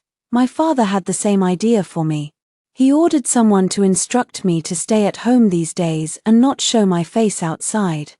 I leaned against the bedside, listening intently, but my heart was thinking that if this were a few years ago, my father would have been all too eager to send me over to the Grand Preceptor's estate to earn a good reputation. After all, in his eyes, I was nothing more than a tool, not even considered a person. So why would he care if my youth was being wasted? It was precisely thanks to his indifference that, although my father had people watching my courtyard, I still managed to find an opportunity to slip out on the day of the palace banquet. I had intended to go straight to my mother's room, but I never expected Liu Guangji to be guarding the door. He recognized me instantly. Even though I had swapped clothes with Liana, he grabbed me roughly and pulled me aside, his eyes dark and menacing as he warned, "Liu Wenyu, this is your fate. You'd better accept it quietly and not try to pull any tricks." I shook off his grip from my wrist and didn't waste words, getting straight to the point. "Liu Guangji, you know that among father's 3 sons, you're the least favored. That's why you accepted the money from the Shu family, to pave your own way to a better future and make father recognize your worth again. So what?" Liu Guangji's expression turned gloomy, his gaze fixed intently on me. "Are you going to report me to father? Or are you trying to blackmail me with this?" Rubbing my slightly reddened wrist, I frowned at him. "I'm reminding you, if I really marry into the Su family, the ones who will benefit from strengthening ties with the Su family will only be father and Huaiguang. By then, you'll truly have no chance left at all." Liu Guangji suddenly fell silent, frowning as he pondered carefully, clearly taking my words to heart. So I continued, when you first began your studies, aside from learning from your tutor, you were raised under my guidance. I was your earliest teacher. While managing the household, I taught you how to maintain balance in your surroundings and win people over. Yet, after learning these skills, you used them to form cliques and factions at school. Anyone who outperformed you or refused to associate with you, you and your lackeys would relentlessly bully and ostracize them. At this point, a mocking smile appeared on my face. Over the years, every disgraceful act you've committed required me to apologize and make amends on your behalf. I know exactly what kind of person you are. You simply cannot tolerate others living better or being more accomplished than you. You would never willingly watch Liu Huaiguang secure a firm position in the Grand Tutor's residence with the Su family's support. Hearing this, Liu Guangji abruptly looked up, as his true intentions were laid bare. A fierce and malevolent expression gradually surfaced on his face. I was not afraid of him. Meeting his gaze, I spoke in a low voice. Now, may I go in? After only a brief standoff, Liu Guangji had already made his decision. He stepped aside to let me enter, and before that, he even called away the servants from my mother's room. By the time I stepped into the room, my mother was sitting in front of the pearwood mirror, lost in thought, seemingly pondering something. Suddenly seeing me appear from behind, she instinctively trembled, and the object she had been holding in her hand rolled all the way to my feet. I bent down to pick it up, only to find the silver hairpin my mother had once given me. I never expected that when I pawned the hairpins, she had kept one for herself. I took a few steps forward, gently placed it back into my mother's hand, and then knelt straight down before her. You're making this difficult for me. My mother's voice trembled slightly. I looked up just in time to see her close her eyes in anguish.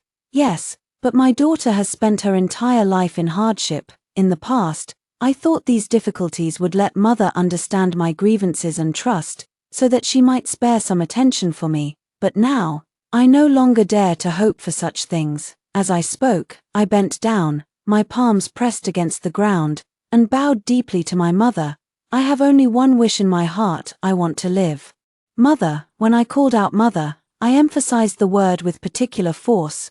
My mother trembled all over, as if waking from a deep dream, her face clouded with confusion and bewilderment. In the end, she spoke to me in a tone filled with unbearable reluctance and made her decision. Over the years, I have truly failed you. Today, you shall accompany me into the carriage with He Pei. Once this matter is over, you should act as if you never had a mother. I knelt on the ground, unable to rise for a long time. It was my mother who called for Nanny Wang to redo my makeup, saying, after all, you are the legitimate daughter of the household.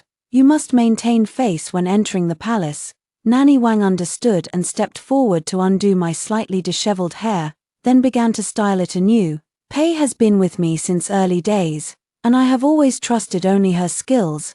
My mother watched as Nanny Wang carefully attended to my appearance in the mirror.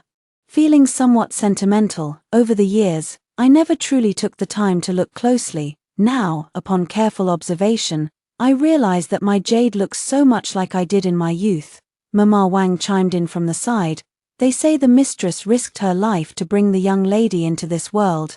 So the young lady is sensible. She's here to repay a debt of gratitude. Naturally, she's close to and resembles the mistress.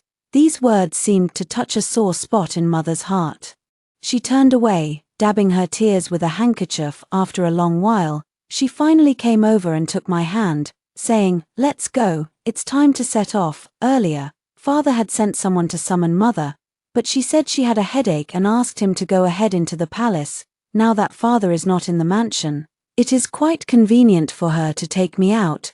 When we got off the carriage at the palace gate, it happened to be the time when the carriages of various nobles and high officials were arriving one after another. However, few young girls could be seen getting off. I heard my mother beside me let out a soft sigh, and then she went ahead to the banquet on her own. I don't know if she was sighing for my future or worrying about how she would face father later. Just as I was about to follow the palace attendant and leave, a clear, cold voice called out to me from behind. A person I couldn't quite call familiar stood before me. "Liu Wenyu, you actually dare to come?" I suppose the people from your Grand Preceptor's residence still have some backbone left. Song Ruji spoke these words after giving me a quick once-over. Because of her resentment toward Liu Wanqing, she also harbored great dislike for me, who was always dragged into trouble by Liu Wanqing and forced to clean up her mess. In her eyes, I was no different from Liu Wanqing, birds of a feather.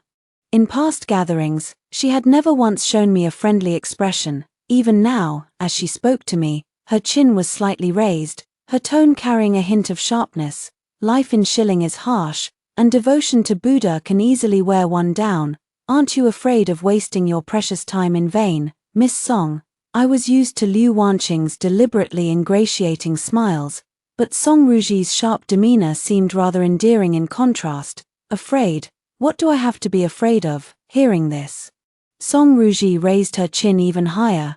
I noticed this girl always kept her back straight, her pride written plainly on her face. She said, "The nobles in the capital, everything they use at home, everything they wear on their bodies, doesn't it all come from the common people's labor, without the people's hard work? How could there be any so-called good times? Isn't this what the nobility ought to do? I'm not like those cowards who hide in their shells." After saying that, she lifted her head and strode away with an imposing air. She had taken the lead, leaving me with no choice but to shake my head helplessly behind her. When I hurried to the door, I unexpectedly ran into the male relatives coming from the opposite direction, and among them was my father. The moment his gaze fell upon me, his entire expression darkened. With a slight glance to the side, he signaled, and the servant beside my father immediately moved to seize me and forcibly send me away. I struggled. Stepping back several paces, my eyes filled with undisguised hatred as I looked at my father. This unprecedented act of defiance only further enraged my father. He quickly approached me, raising his hand high with a vicious look on his face. Meanwhile, the servants behind me surrounded me tightly. Just as it seemed I couldn't escape, the situation suddenly changed. "Isn't this Sister Liu? You never step out of your house on ordinary days, but you've come today. Come sit with me, the sisters have so much to talk to you about." Song Ruji's voice came from the doorway, sharp and piercing, drawing the attention of nearly half the people in the room. She herself treated those servants as if they were invisible, directly pushing them aside and wrapping her arm around mine. Her sisters followed closely behind her, surrounding me from all sides, and I was led by them to take my seat. Amidst the fragrance of the group of girls, I glanced back over my shoulder. My father was still standing in the same spot, watching me take my seat. His stern face, under the gradually brightening lantern lights, grew increasingly somber. "Hey, what are you spacing out for? Don't tell me you're having second thoughts now and want to back out like a coward." Song Ruji nudged me with her elbow. Seeing that I still looked downcast, she threw out a harsh remark. "Liu Wenyu, don't make me look down on you." With that, she turned back to continue whispering and discussing something with the sisters beside her. My mother was seated across the banquet table, chatting with other officials' wives. Since I entered the venue, she hadn't glanced at me once. The chatter in the banquet hall quickly quieted down to the emperor and the palace consorts had arrived. I haven't actually attended many palace banquets. In my mind, the emperor and the palace consorts have always been those grand figures, bathed in the golden glow of candlelight, serene and benevolent. Now, Song Ruji and I both bow our heads, quietly listening to the sage's teachings. With the heavens sending down strange calamities, each of us should correct our own conduct, show compassion to the people, and pray that the heavens will withdraw the scorching heat and send down sweet rain. When the sage spoke these words, his authority was awe-inspiring, and many of the women present turned pale with fear.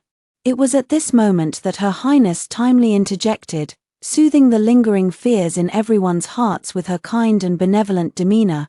When she inquired if any female relatives would be willing to accompany her to Shilling to pray for blessings, Song Ruji was the first to rise and step forward. After sincerely kneeling before the emperor and the empress, she spoke with a resolute gaze. "Song Ruji, the legitimate daughter of the Minister of Revenue, is willing to follow Her Majesty to Shilling and wishes to remain there after the ceremony until the prayers are fully completed." Upon seeing this, the emperor on the high seat clapped his hands and laughed heartily.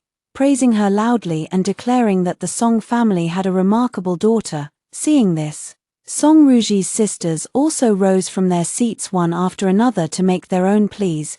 During this time, several noblewomen also wished to request permission to follow. But the Empress gently dismissed them with a few light-hearted words. Officials in active service, their principal wives and sons who inherit the family business are not allowed to leave the capital. This is a rule set by the sage.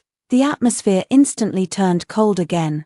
Is there anyone else willing to accompany me on this journey? Her Highness asked gently from her seat of honor. It was at this moment that I tightened my grip on the brocade handkerchief in my hand and rose from my seat. Grand Preceptor's daughter Liu Wenyu requests to accompany Her Highness. I knelt in the main hall, performing a respectful bow toward the seat of honor. Her Highness smiled and nodded in approval. Then my father's anxious voice came from the side. My daughter is already betrothed and will be married soon. I beg your Highness to reconsider your command. In the past, Her Highness, being benevolent, would have exempted betrothed maidens from accompanying duties.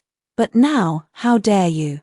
The steward beside the sage emperor sharply rebuked. Seeing this, my father quickly knelt down beside me. In the gradually solidifying atmosphere, the sage emperor suddenly laughed heartily, then asked my father, I recall that the Liu family marriage arrangement has already been transferred to the second young lady. How did the eldest daughter suddenly become engaged? In that moment, I felt the aura around my father completely change, with just a few words. The sage emperor had revealed his close attention to the Grand Preceptor's household. Whatever my father said next would require extreme caution. A wrong answer would constitute the crime of deceiving the sovereign.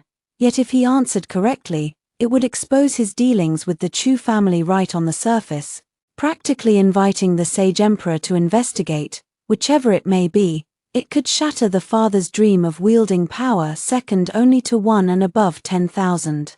In the silence, whose cold sweat trickled down from the temple, drop by drop, splashing onto the blue stone floor tiles, I heard my father swallow hard, then take a deep breath before speaking in a trembling voice. My daughter is unruly and untamed. I fear she may offend Her Highness in the future. And in my haste, I spoke out of turn. I beg your Majesty and Her Highness to forgive my offense. Responding to him was the Emperor's silent authority. Seeing this, I completely ignored my surroundings and buried my head even lower, trying my best to make it seem as though my father's misspoken words had nothing to do with me.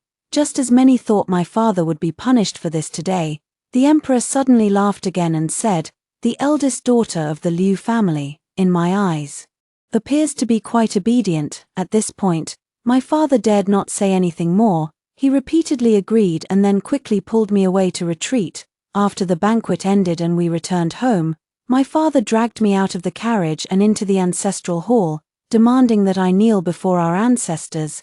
His face was ashen as he told me that in 2 days, he would have my mother enter the palace to plead with Her Highness, explaining that I was seriously ill and unable to accompany them, so that Her Highness would exempt me from the mission to the Western Mausoleum. For these 2 days, I was to kneel in the ancestral hall and reflect on my actions, but I merely cast a calm glance at him and said quietly, Father, I am not ill. I stood straight and tall, and even facing the memorial tablets of our ancestors, my conscience remained clear. Do you wish to defy your father's will? His tone lowered slightly, sounding almost threatening. I didn't appreciate his gesture, slightly turning my gaze away as I spoke to him. Father, do you still remember the days back in Qingju? Back then, father was a scholar in the village, his family poor and humble. Mother, originally a wealthy young lady, had never known the hardships of life before marriage. After marrying father, her family fell into decline, to the point where she had to pawn clothes and sell hairpins just to buy books for father. The women in the household often suffered from hunger and cold. Compared to now, it was like heaven and earth. As I spoke, I glanced around at the bright lights and the ancestral tablets of the Liu family enshrined high above, raising my voice to question him. With spacious houses and a crowd of servants, isn't this enough now? Father, you must know that when a vessel is full, it overflows. If a person desires too much, they will never be satisfied. And now, the Emperor is already warning you. Yet you still refuse to stop. Enough. An ignorant woman, what do you know of principles? Father's sharp rebuke cut off my next words. He was so angry that he raised his broad palm to strike me, but I dodged and avoided it. I looked at him coldly, walked to the front hall on my own, and opened the locked main door. Turning back to face him, I said, "For a chosen candidate to take their own life before the ceremony is a grave taboo. If father is not afraid that I will drag the Liu family down with me in mutual destruction, then feel free to push me further." With that, I slammed the door and left, only to hear my father behind me laughing in extreme anger, cursing repeatedly. "Fine, very fine. From today onward, I no longer have a daughter like you. I'll consider the Liu family as never having raised such a thing." "Gladly," I responded in a low voice, my steps never faltering as I continued forward. My father and I had such a major argument in the ancestral hall that it naturally alarmed quite a few people. On the way back, Liu Wanqing emerged from the roadside with a sneaky look, her face full of schadenfreude. "Elder sister, what grave mistake have you made to anger father so much?" she said, rolling her eyes before speaking as if suddenly enlightened. Could it be that elder sister embarrassed herself in front of the sage empress in the palace? I never thought elder sister was not only getting older, but her mind was also becoming unclear. With a crisp slap, Liu Wanqing covered her gradually reddening and swelling cheek, looking at me in disbelief. After a long moment, she came to her senses and tried to retaliate, but I seized her wrist. "I have already accepted the Empress's invitation to pray for blessings on behalf of the Grand Preceptor's residence. If anything happens to me and I cannot go, you will be the one to take my place," I said, leaning close to her ear and whispering softly. "Tell me, can Xiao Liu remain devoted and wait for you for 2 years? But can that formidable old lady in his household wait that long?" I said, abruptly releasing my grip and shoving her away, curling my lips into an unmistakable sneer. 2 years, by the time you return, you'll only be fit to be a concubine in the Xiao family. I advise you not to push me too far, Liu Wanqing." Liu Wanqing stumbled back from the force of my push. When she turned around, her eyes were brimming with tears. Her face pale and ashen, she took 2 hesitant steps backward, wanting to retort but too afraid to speak, clearly shaken by my words. It was because she had never heard such things before, and she had never seen this side of me. Standing under my gaze, her entire body trembled, and she eventually turned and fled into the night. Watching her panicked retreat, I felt a sense of irony in my heart and couldn't help but let out a scornful laugh. The idea of having her take my place was something I had just made up on the spot. Liu Wanqing had attended far more palace events than I had. If she had spared even a little of her attention from dressing up, showing off, competing for favor at home, and chasing after men, she would have known that everything I said was a lie. After seeing Liu Wanqing off, I turned back to face Liu Jinju, who had emerged from the shadows, and casually flexed my wrist. "What, are you here to provoke me too?" Liu Jinju avoided answering. Instead he bowed to me properly as usual and then said, "Elder sister has now accomplished what she wanted to do. Congratulations." He didn't seem to be looking for trouble, but I still had little patience with him. Besides, I no longer needed to pretend with anyone. Seeing him standing there in silence after speaking, I didn't have the patience to wait for him to say more. I stepped past him to leave. Not far away, I could already see Ronga coming to meet me with a lantern. Just as I passed by Liu Jinju, he suddenly spoke in a low voice. "I truly am a coward without courage, unworthy of the teachings my elder sister once gave me." My footsteps didn't stop, and Liu Jinzu's voice was very soft, as if he were speaking to me, yet also as if he were talking to himself. He said, "The lesson my elder sister is now teaching by example is something I will spend my entire life reflecting on. I will also strive to develop the same courage as my elder sister." By the time his words faded, I had already walked quite a distance. Ronga, who had come to fetch me, checked me over from head to toe. Only after confirming I was unharmed did she take my arm and leisurely walk with me toward my courtyard. "Just now, Liu Jinju said one thing that was correct. What I wanted to accomplish has been achieved. How the Liu family thinks, lives, and survives in the future has nothing to do with me. The departure with Her Highness to the Western Mausoleum is scheduled 3 days from now. During these 3 days, the gate of my courtyard has been more desolate and lonely than ever before. My father thought this was a lesson for me. In his eyes, children who have lost their parents' care have no promising future. Little did they know, this actually made me feel more at ease. I, along with Liana and the others, quietly transferred all the silver we had saved over the years. Then, I went out to meet Xianxia once more. He truly is a man of deep loyalty and righteousness. Knowing that no one in the mansion would prepare luggage for me, he straightforwardly told me that he had arranged an entire convoy for me, and that I should just take them with me on the day of my departure. Upon hearing this, I repeatedly refused. I was going to pray for blessings, not to live in luxury. Seeing my reaction, Xianxia showed a deeply moved expression and said, "Miss Wen, I always knew you were the most practical person. Ever since our first meeting, I had a feeling that you would be the one in this world who is most suited for me." Ahem. Xiao Zong lightly coughed beside me, covering his mouth with a fan. Xianxia snapped back to reality and immediately corrected himself. But being good at managing a household doesn't mean living a life of hardship. The reason I work hard to earn money is precisely to provide for my wife's expenses. Whether as a wife or a fiancé, I would never allow you to suffer or feel wronged. Only now did I finally understand the source of Xianxia's subtle, almost imperceptible affection for me. It actually began from the very first time we met, back in the capital, when a prominent figure was celebrating his birthday. Both Xianxia and I were among the invited guests, yet we were both relegated to the periphery. He was a man with handsome features, and just by his overall demeanor, one could tell he possessed an extraordinary aura. However, at that time, he had not yet taken over the Xiao family and was merely a simple rich second-generation heir. The powerful elites looked down on him and were unwilling to associate with him. Seeing me dressed plainly and sitting at the edge, he assumed that I, like him, belonged to the common class and took the initiative to ask for my name. When he found out I was from the Grand Preceptor's residence, he was especially taken aback.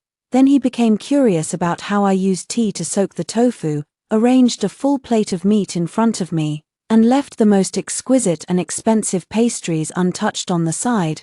I explained to him that among the nobles in the capital, there is a rule of not finishing all the food on one's plate. If you clean your plate, you'll be ridiculed by others, so when I eat, I make sure to fill myself up first. Among all these dishes, only the pastries are the least filling, so I leave them aside, eat the meat first, and then drink some water. After a meal like this, I can feel about 60 to 70% full, successfully holding out until the next meal. As for the leftover intact pastries, they are actually the easiest to carry and preserve. After the banquet, they are often collected by the servants and taken home to share with their children or elderly family members, so nothing goes to waste. Xianxia seemed a bit stunned by what I said. Seeing his reaction, I continued to explain to him, in the capital, eating only refined rice actually doesn't keep you full. If you're doing heavy labor, you need to mix in some coarse grains as well.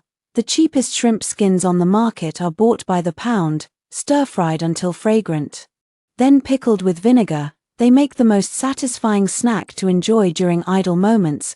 There's also using the lowest cost lotus root fibers to create high-quality seal paste. I told him all these things. As I was telling him these things, Xianxia listened without a moment's distraction. His gaze growing increasingly fervent, he immediately expressed great interest in the lotus root silk ink paste I mentioned and wanted to take the batch I had to sell in the western regions.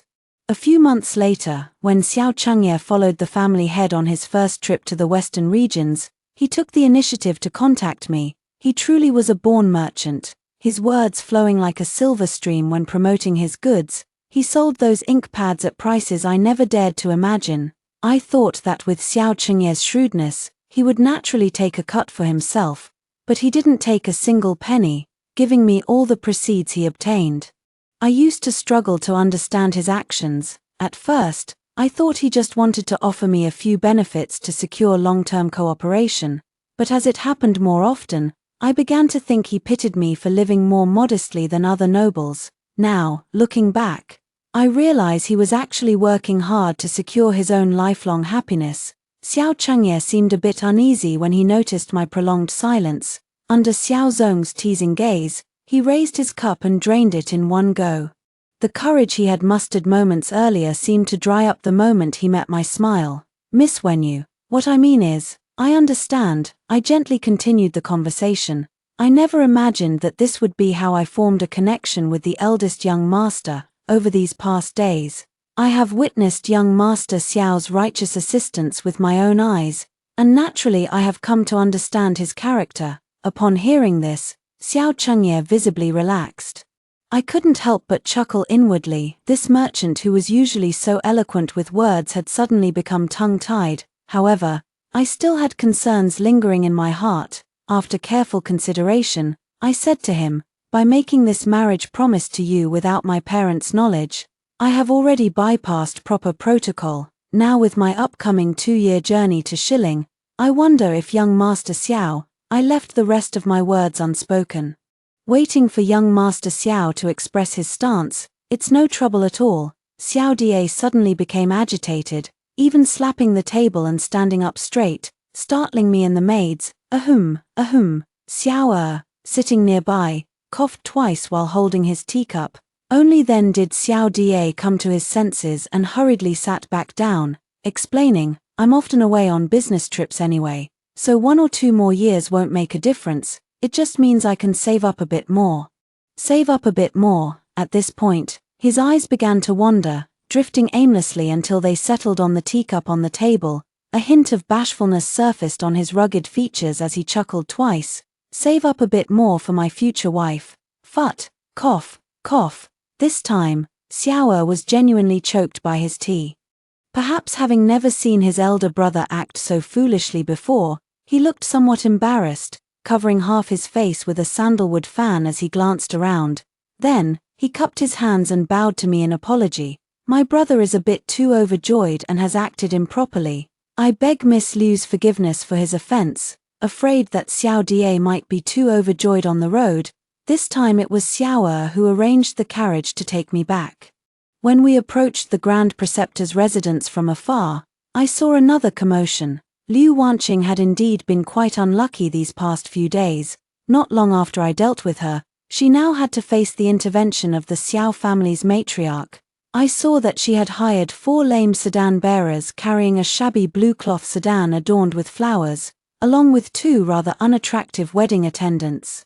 They arrived at the Grand Preceptor's residence and began clamoring for the second miss of the Grand Preceptor's household to come out quickly, get into the sedan, and cross the threshold. The commotion was so great that it startled my father, who was at home on his day off. His face turned ashen as he stared at the matchmaker knocking at the door and asked what was going on. What's going on? Why, it's a joyous occasion, sir.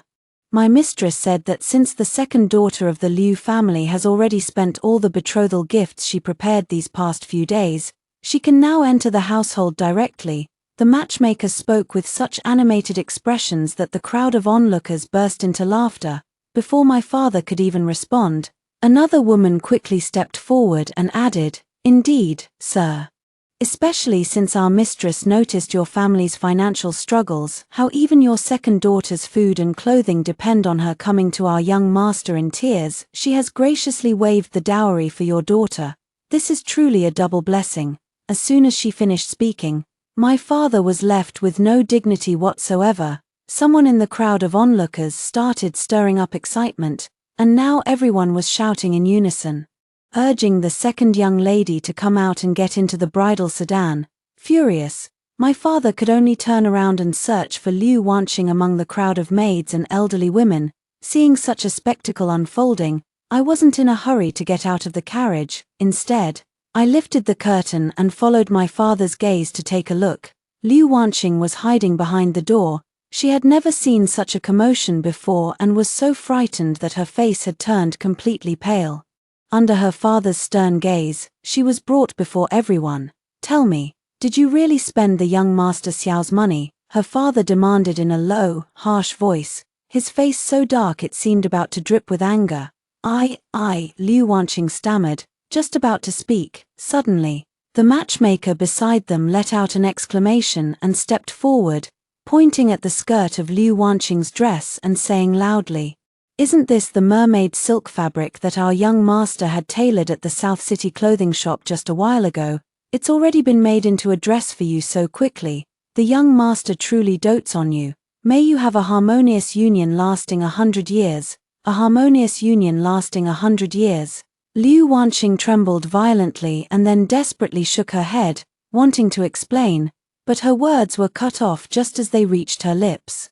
The hairpin in the lady's hair is a treasured heirloom of our Xiao family. Since the item is already worn, the lady should quickly get into the sedan chair. We wish the lady and her husband eternal love and perfect harmony." As they spoke, the two women moved to grab Liu Wanqing together, intending to drag her into the sedan chair. Enough! Father's sharp shout brought an abrupt halt to the farce. With a dark expression, he glared at the two matrons, who instinctively released their grip. Liu Wanqing burst into tears and ran back to the crowd of maids and matrons of the Liu residence, sobbing as she hid behind her personal maid. If the Xiao family's matriarch no longer desires this marriage alliance, then let it be called off, but you have truly gone too far, treating the Grand Preceptor's residence as if we have no one to stand up for us, daring to insult us right at our doorstep. Upon hearing this, the two matrons exchanged a glance, their faces filled with disdain. Then we must ask Grand Preceptor Liu to properly discipline his daughter in the future, and not let her spend her days with her hand out asking men for money. After all, it was your young lady who constantly complained to our young master, saying that your household treated her extremely harshly. Our mistress intended to take her in precisely out of kindness, to rescue her from her misery. The two matrons spoke with sharp, sarcastic tones. Completely unafraid of the father using the cancellation of the engagement as a threat, I couldn't help but laugh out loud as I watched this farce unfold from the sidelines. The Xiao family had inherited their noble title for generations, and the current head of the household, Lord Xiao, was the Marquis of Wuping, who had rendered outstanding service on the battlefield protecting the nation. Their family status far surpassed that of the Grand Preceptor's residence. Yet the marriage alliance with the Grand Preceptor's family had initially been welcomed by the old madam. Firstly, if Xiao Liu were to marry someone of equal status, he would have to seek a princess's hand, which would ruin his future prospects. Secondly, the old madam feared arousing the emperor's suspicion, which is why she chose a daughter from the so-called pure and upright Grand Preceptor's family to match with Xiao Liu. But while the marriage alliance brought joy at first, it didn't last. I began helping my mother manage the household at the age of 12, was betrothed to Xiao Liu at 14, and was still kept at home by my mother until I turned 17. It wasn't just me whose age was dragged on. Xiao Liu was also affected. Old Lady Xiao had long held a grudge against me, but since I was always careful in my words and actions, she couldn't find any fault with me. Instead, she directed her resentment toward the entire Grand Tutor's household. Later, the Grand Tutor's household was further scandalized when the legitimate younger sister stole her elder sister's betrothal.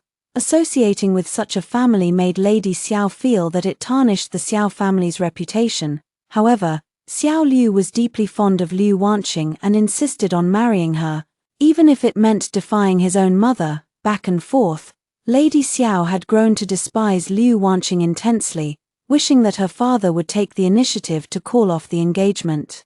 When Liu Wanqing first heard the words "call off the engagement," she was still in a daze. It wasn't until Xianxia, who was supporting her by the side, whispered a few words into her ear that Liu Wanqing's expression turned panicked. She then rushed out crying, knelt before her father, and kowtowed. "Father, your daughter and young Master Xiao are truly in love. I do not wish to break off the engagement with the Xiao family." Father's previous move was intended to advance by retreating. Even if the Xiao family didn't urge him to stay, it would at least preserve some dignity for the Grand Preceptor's residence. But Liu Wanqing's move truly dragged father's face down and stomped on it. As I was watching the spectacle with great interest, Roma timely handed me a handful of melon seeds, and we sat together cracking them. Father was so angry that his hand pointing at Liu Wanqing kept trembling, and it took him a long while to catch his breath. "You shameless wretch." With that, he roared at the women around him. What are you all standing there for? Take her to the ancestral hall and lock her up." Afterward, he dismissed the women from the Xiao family. The onlookers gradually dispersed as they saw the situation settle. Even after the crowd had gone far away, I could still hear them chattering with relish. Who would have thought the second daughter of the Grand Preceptor's household would be so lacking in self-respect? Indeed, it was said before that she had a good reputation and was most favored by the Grand Preceptor and his wife. Tell me, why would she degrade herself like this? What is she after? What is she after? Naturally, she fears that if she loses the marriage alliance with the Xiao family, her father will send her to the bed of Chancellor Su's nephew. That would truly be a fall from the clouds straight into hell. Compared to that, what does face even matter? Liu Wanqing had finally figured things out and decided to go all out. But unfortunately, she still lacked a bit of sense. Now, at this inappropriate occasion, she had embarrassed her face-conscious father. What good could possibly come of it for her?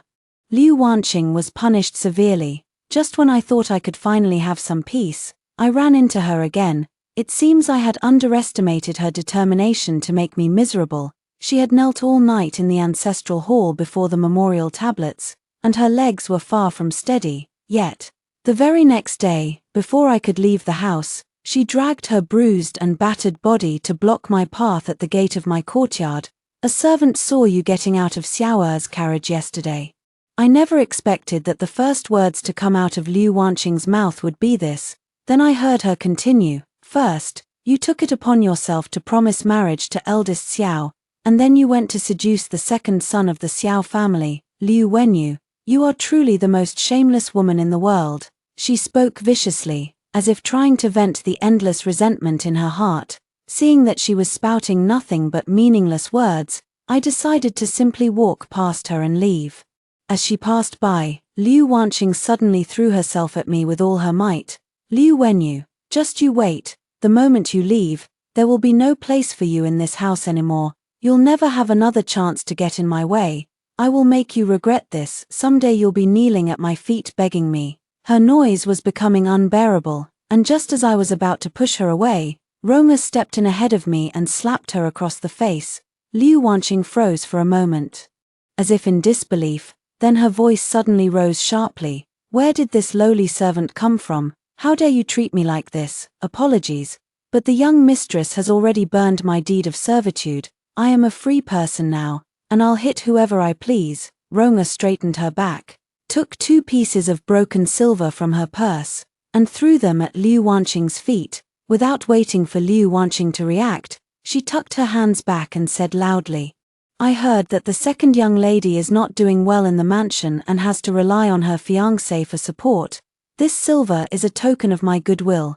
Consider it compensation for the slap I gave you." Liu Wanqing had never been treated like this before. She screamed hoarsely at the mansion guards, "Seize this lowly servant. I want to beat this lowly servant to death.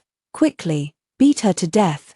"Wanqing, you do not have the authority to take someone's life so recklessly." I stepped forward, gently cupping her cheek that Rong'er had slapped, my thumb brushing over the swollen handprint on her face. Softly, I said, "Moreover, if this causes me to miss my appointment with Her Highness, the entire Grand Preceptor's mansion will suffer because of you.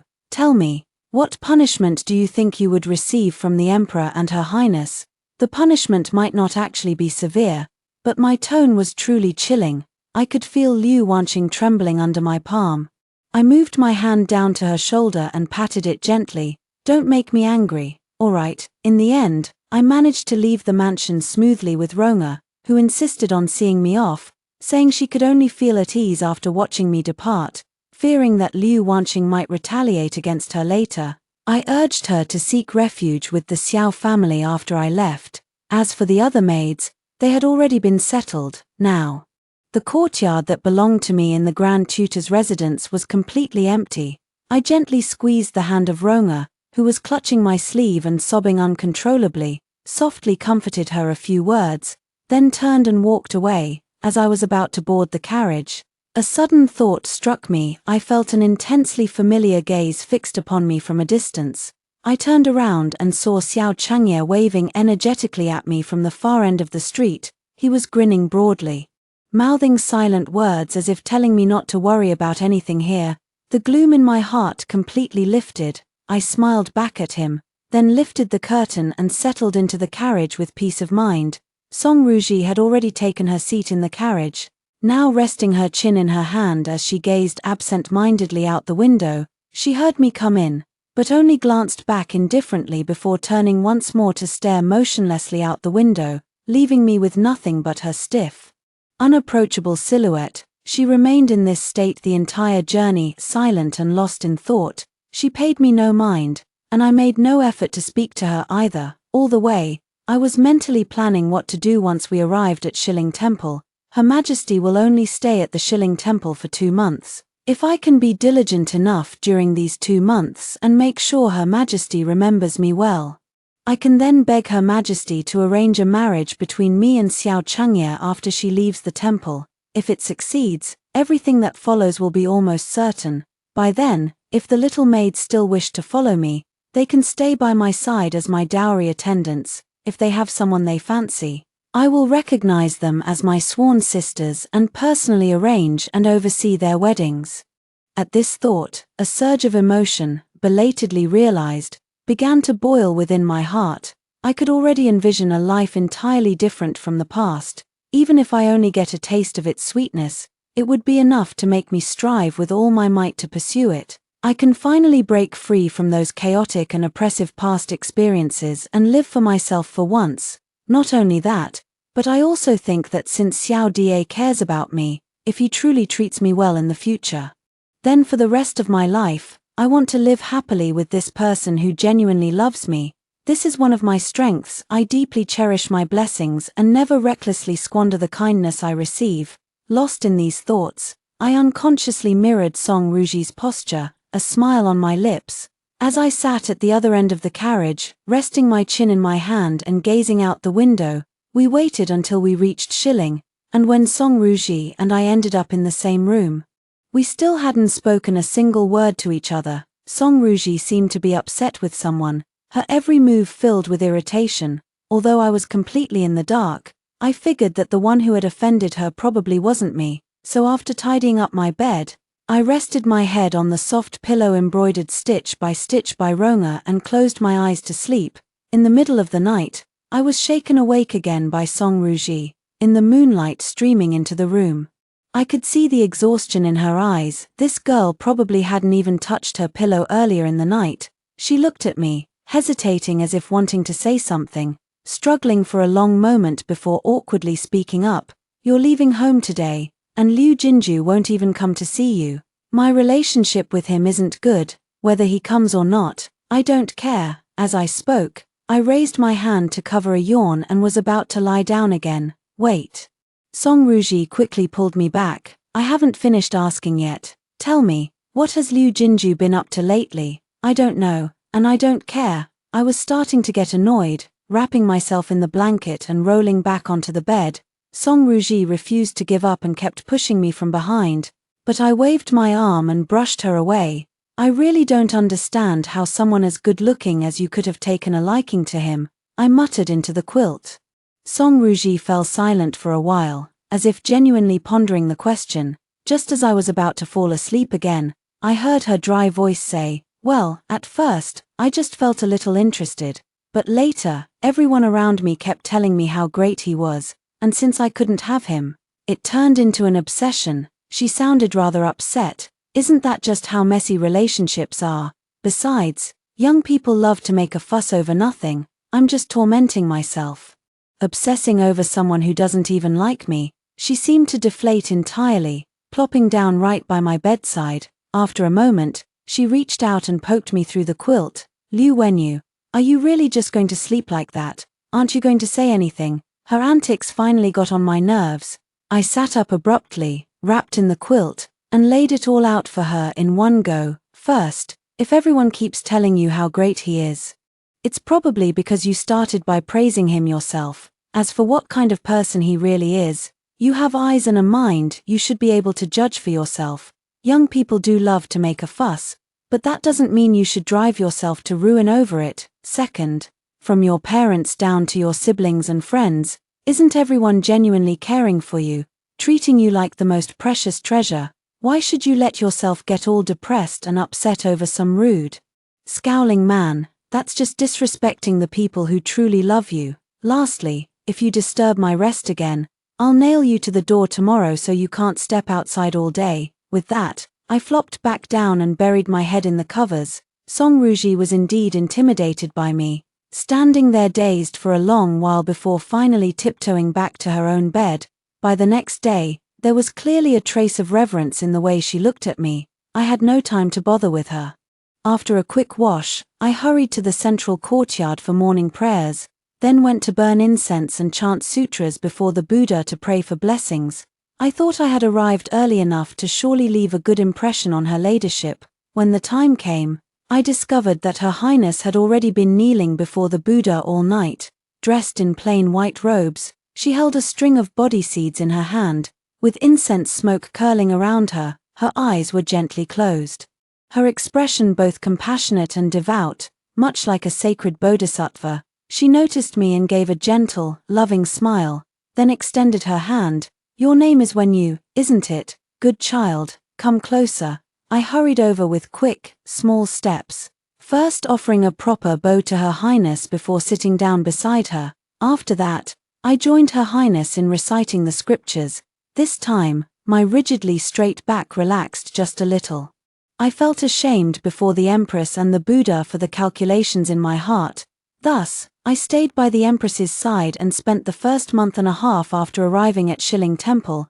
A small incident occurred during this time. Refugees fleeing from Huangju, covered in wounds, barged into Shilling Temple. At that time, I was reciting scriptures before the Buddha with a group of noble ladies. Everyone was startled by the sudden appearance of unfamiliar men. It was the Empress who called for guards to restrain them and summoned the Imperial physician. When that man burst in, he was nearly breathless. The Imperial physician managed to rouse him, but he could only utter a few faint words before falling unconscious again. It was then that I learned the disaster in Huangju had reached such a desperate state that people were resorting to exchanging children to eat. Yet the emperor had clearly opened the state treasury 3 times and allocated all the disaster relief funds. That night, the northwest corner room where the refugees were staying inexplicably caught fire. The flames quickly spread to the row of houses behind us. After being awakened, Song Ruji, still in her undergarments, wrapped me in the blanket from the bed and carried me out. By the time I woke up, I could only wrap her in the same blanket, and we sat in the courtyard for half the night. Fortunately, it was the empty room next to ours that burned down, and both Song Ruji's and my belongings remained intact. However, someone had set fire to Shilling Temple, and this was no small matter. Her Majesty had to return to the palace immediately. At our parting, she called me to her side and gently stroked my hair like a mother, softly saying, "Good child, I have kept your efforts in mind these past days. If you have any requests, won't you tell me?" For a moment, my eyes grew warm and moist. At first, I had intended to curry favor, but later, it was because I genuinely admired Her Highness and was willing to work alongside her for the people. And now, Her Highness told me that she had seen everything I had done, so, even without deliberately showing off or striving for recognition, the efforts I had made could still be seen. Suppressing my somewhat choked breath, I knelt once again before Her Highness, begging her to bestow marriage upon Xianxia and me. "I grant your request," Her Highness said, then departed for the palace, taking the famine victims with her. After Her Highness left, I dared not slack off, still devoting myself to Buddhist prayers every day, hoping Buddha would sense my sincerity and end the months-long drought, allowing those displaced people to return home. Ronga wrote to me, saying Xianxia organized a charity drive in the capital and personally led the Xiao family's merchant caravan to Huangju for relief efforts. Even the young maids all donated, and even that reckless Liu Jinju contributed half a year's allowance, finally showing some responsibility. When Xianxia was in Huangju, he witnessed many things. On his way back, an accident occurred, although he was fortunate enough to survive. He was severely injured and likely wouldn't be able to travel again this year. Later, Xiaochengye's letter also arrived, telling me that Ronga's words were just teasing me and that I shouldn't take them seriously. I held those 2 letters in my hands, reading them over and over again, feeling a pang of sadness in my heart. Finally, I took out the box from my bundle and carefully stored them away with great care. From then on, Xianxia would write to me from time to time. Xianxia had money, and with it, he could access information that most people could never know. Everything that happened in the capital was relayed to me by him, without a single detail missing. From his letters, I learned that the Liu family had now become sworn relatives with the Su family, with Liu Huaiguang forming a sworn brotherhood with the nephew of Chancellor Su. In the end, father had managed to board the Su family's ship, which was inevitable.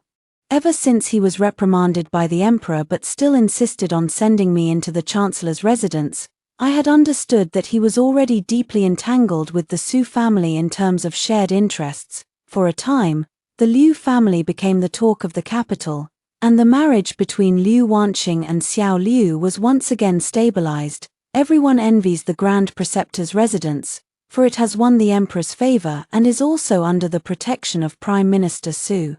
Yet at this very moment, Liu Jinju chose to pack his belongings and quietly slip away from the side gate of the Liu residence one night. He left a farewell letter for his mother, in which he said he was going to the borderlands to join the army. In the first half of his life, he had done nothing but foolish things and had a cowardly nature, not even comparable to a woman like his elder sister, truly unworthy of being a man. Now, he was leaving the future his father had arranged for him to personally seek what he wanted to pursue in this life. His mother held the letter and wept for a long time, day and night at home. She worried about Liu Jinju, fearing he might meet with misfortune at the frontier. In no time, she aged considerably. Liu Huaiguang was at the height of his success, working by the side of Chancellor Su and being so flattered by those around him that he lost all sense of his own limitations. In contrast, Liu Guangxi was completely overlooked. Xiao Chengye's men noticed that he was closely associated with his father's political opponents, likely trying to attract his father's attention through some unconventional means. As autumn arrived, the weather finally turned cooler, and the capital welcomed a long-awaited heavy rain. Meanwhile, the emperor, who had returned incognito from Huangju, came back to the palace filled with rage. In one breath, he dealt with many people. But they were merely small fry and scapegoats. At this point, I couldn't help but feel curious, so I wrote back to Xiao Chengye asking, "How do you know those people aren't the real masterminds?" Xiao Chengye's reply this time was brief and heavy. He said, "Because I've been there." Xiao Chengye was a businessman who knew how to assess the situation and seek advantages while avoiding harm. Since returning to Shangjing, he had remained silent, which allowed him to preserve his life and avoid further harm. I was worried about Xiao Chengye, so I didn't continue with this topic. On the other hand, I heard that old lady Xiao was annoyed by how both Liu Wanqing and I were draining her son's energy, and she kept urging Liu Wanqing to marry into the family. But with the eldest daughter still unmarried, how could Liu Wanqing possibly marry Xiao Liu? Perhaps emboldened by the empress's promise, Xiao Chengye became much bolder in his letters. This was the first time he had spoken so directly of his affections to me. "May I ask when the esteemed Miss Liu will enter the gates of my Xiao family?" Before I could even reply, Song Ruji, who had been peeking over my shoulder, snatched the brush from my hand. With an annoyed flourish, she wrote back, "When the chicken has pecked through the mountain of rice, the dog has licked clean the mountain of flour, and the candle flame has burned through the iron chains, only then." Song Ruji smugly sent the letter on my behalf. This time, Xiao Chengye's reply came even faster. Knowing my handwriting well, his response was clearly directed at Song Ruji. "My family raises 300 dogs, 50,000 chickens, and countless ironworks. If the esteemed Miss Liu but nods her head, 10 mountains of rice and flour would be but a trifle." This made Song Ruji so furious her face turned green. She wrapped her arms around mine and sulked in frustration. "So what if he's rich? He can't hold you like I can right now." I was both amused and exasperated by this girl's endless stream of bizarre antics. When winter arrived, the temple grew cold and desolate, and the charcoal from the capital had not yet been delivered. Even though everyone had already put on their winter clothes, they still found it somewhat unbearable. It was at this moment that the sound of a charcoal seller's call suddenly echoed from the cold and remote area outside the temple. We all rushed out to look and, in the distance, spotted the emblem of the Xiao family's merchant caravan.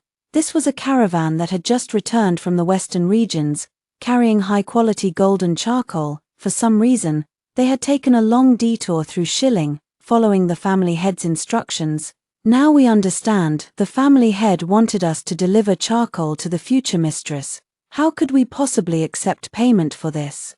Basket after basket of expensive golden charcoal was unloaded at Shilling Temple. Xianxia had, in a way, flaunted his wealth in front of Song Ruji. Feeling indebted by the favor, Song Ruji could no longer speak ill of Xianxia. She could only mutter under her breath, "Well, I suppose you're just barely worthy of it." From then on, the Xiao family's merchant caravans departing from the capital would always make a detour to Shilling first, unloading a portion of the fine goods they carried at Shilling Temple. Thus, even in the temple, I could enjoy seasonal fruits and vegetables, and use well-crafted brushes and inkstones. As for those expensive dresses and jewelry, I still declined them. I could not forget the teachings her ladyship had imparted to me while praying in the temple. A simple grey robe was more than enough. When the period of stay ended, Song Ruji and I still shared the same carriage on the return journey. In the carriage, her eyes grew moist. "Liu Wenyu, after you marry, you must remember to send me invitations often. I want to personally visit and see just how grand and imposing the Xiao family's residence really is. If you really can't find anyone to play with, you can go back to bullying Liu Wanqing," I suggested sincerely, earning a punch on my forearm from her. Just before parting, I grew a bit concerned about her future and asked if she still hadn't given up on Liu Jinju. Unexpectedly, this time Song Ruji held her head high and snorted disdainfully at the mention of Liu Jinzu's name. "That scoundrel who bullied my sisters, and he thinks I'd still have eyes for him." In his dreams, knowing her character, I was truly reassured this time. Xianxia came to pick me up with his entourage. Behind him, lotus seed pastry, Osmanthus cake, donkey meat burger, and mapo stood in a neat row. The moment I took a step, they swarmed around me. Tofu got married. Xianxia prepared a generous dowry for her, but he didn't give it all at once. Instead, she had to go to the Xiao family's money shop every 2 months to redeem a portion. This would continue for a full 3 years, to ensure that her husband's family was honest and sincere, and that they truly treated her well. After chatting with them for a while, I had to go to the palace to see Her Majesty. When I arrived outside the palace, as luck would have it, I ran into Liu Wanqing, who was with Xiao Liu. Xiao Liu kept his distance to avoid suspicion, merely nodding at me from afar, but Liu Wanqing, for some inexplicable reason, spoke to me with a sour tone. "The harsh winds and frost of Shilling Temple truly take their toll. Sister, you look much older." Indeed, praying and chanting scriptures require ascetic practice and sincerity. Otherwise, it would be difficult to move heaven and earth, I replied calmly. Those who heard my words looked at me with a bit more respect. Liu Wanqing's expression darkened, but before she could speak, Song Ruji's voice arrived. "That's true. I've never heard of anyone returning plump and radiant after paying respects at Shilling Temple. Sister Liu has a unique constitution. If she hadn't suddenly fallen ill on the eve of the palace banquet and been unable to leave home, she might have been the one to try it." Well said. I couldn't help but silently praise Song Ruji in my heart. Xiao Liu's attitude toward Liu Wanqing has also become ambiguous lately. I heard he's been caught between Liu Wanqing and the old Madame Xiao for 2 whole years, and his former affection for her has long faded. In the past, he would have been the first to rush out and defend his dear sister, but now, he only remained silent for a moment before speaking to us. "You 2 ladies have made great contributions to the country, and your character is indeed noble. Wanqing is young and ignorant of proper etiquette, and has offended you both. I ask for your forgiveness." I remained silent, and Song Ruji didn't even bother to look at him properly. She came over, linked her arm with mine, and sneered, "And this is what they call young?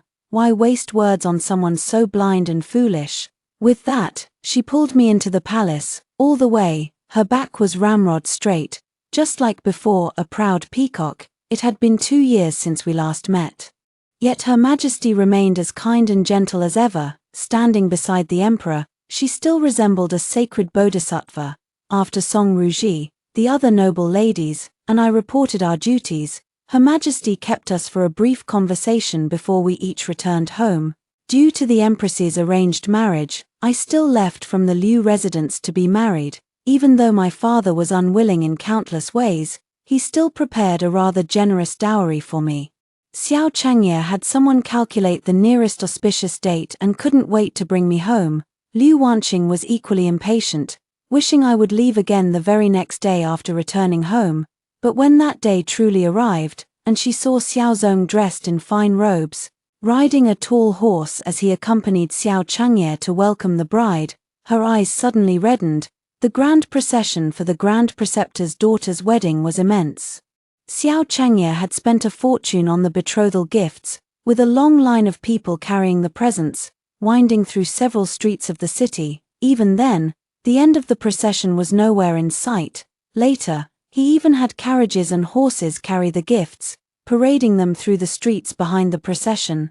Xianxia was usually quite frugal, but his extravagance on this day gave the people of the capital a new understanding of the Xiao family's wealth. Even her father wore a rare smile, as if he felt he had finally regained some face. But soon, just as Xianxia and I were about to perform the wedding ceremony, a servant came to report that all the betrothal gifts had been moved into the 3 mansions Xianxia had prepared for me outside the capital. Not a single item made it into the Liu family. I couldn't help but laugh under my red bridal veil. May the Buddha forgive me. And my father was so furious that he stormed off on the spot. This is better. I never wanted to kneel to him in the first place. After my father left, Xianxia carried me on his back, stepping over the threshold and into the wedding hall. Xianxia and I bowed to heaven and earth, then to my mother and his parents. When it came time for the couple's bow, I noticed his hands trembling nervously beneath his sleeves. I couldn't help but reach out and gently cover the back of his hand with my palm. Xianxia held my hand in return. And through the crimson wedding veil, we both smiled at the same time. Afterward, I was escorted into the bridal chamber. Just as I was sitting there, holding the wedding handkerchief and expecting to wait for some time, the door suddenly opened. Immediately, I heard the servants outside shouting, "The young master is scattering money. Everyone, hurry to the main hall to get some."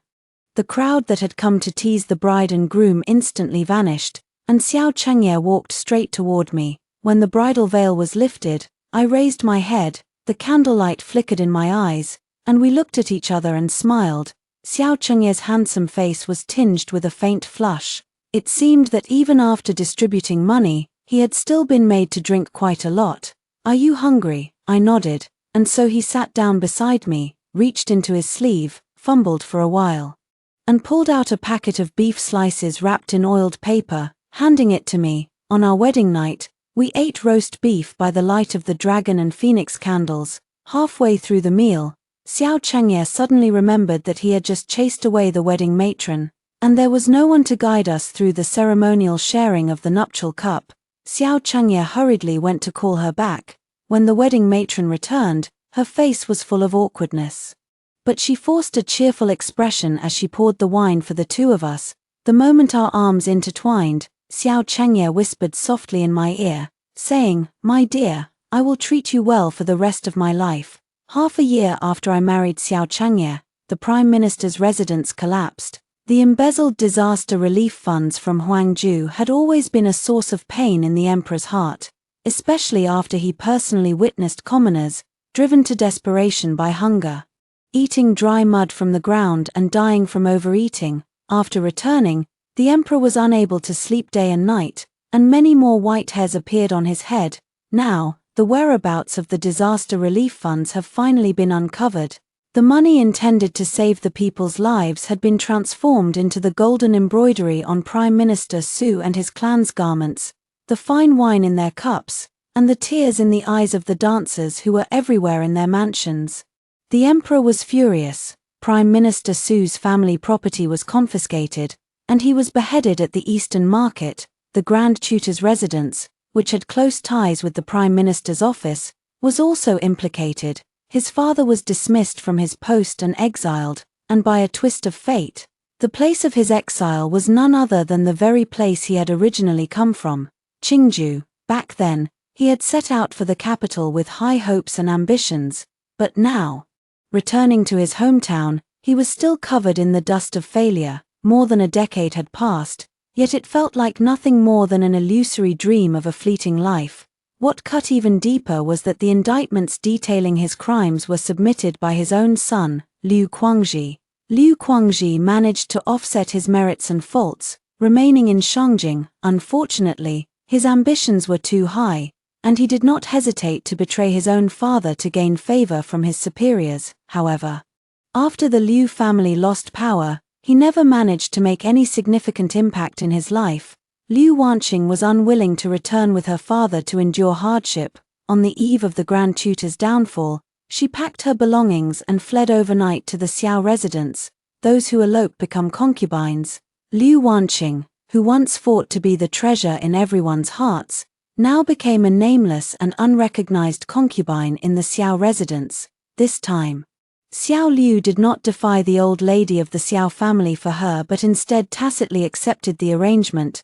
Later, it was heard that Liu Wanqing refused to fade into obscurity. After failing to regain Xiao Liu's favor, she attempted to seduce Xiao during an outing to the temple. Unfortunately, despite her painstaking efforts to arrange a chance encounter, she was caught by the maids of the Xiao residence before she even had a chance to see him.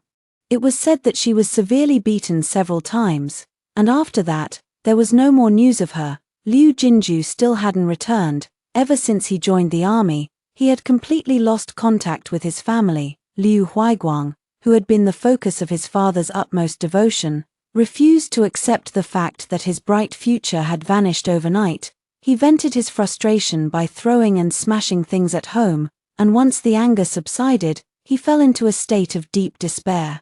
From beginning to end, only mother seemed satisfied with the arrangement to return to Qingju. At our parting, I went to see her off and quietly slipped a 100-tael silver note into her hand. I told her to keep it safe, for she must learn to manage everything on her own from now on. When father returned to Qingju, he encountered the refugees who had fled from Huangju.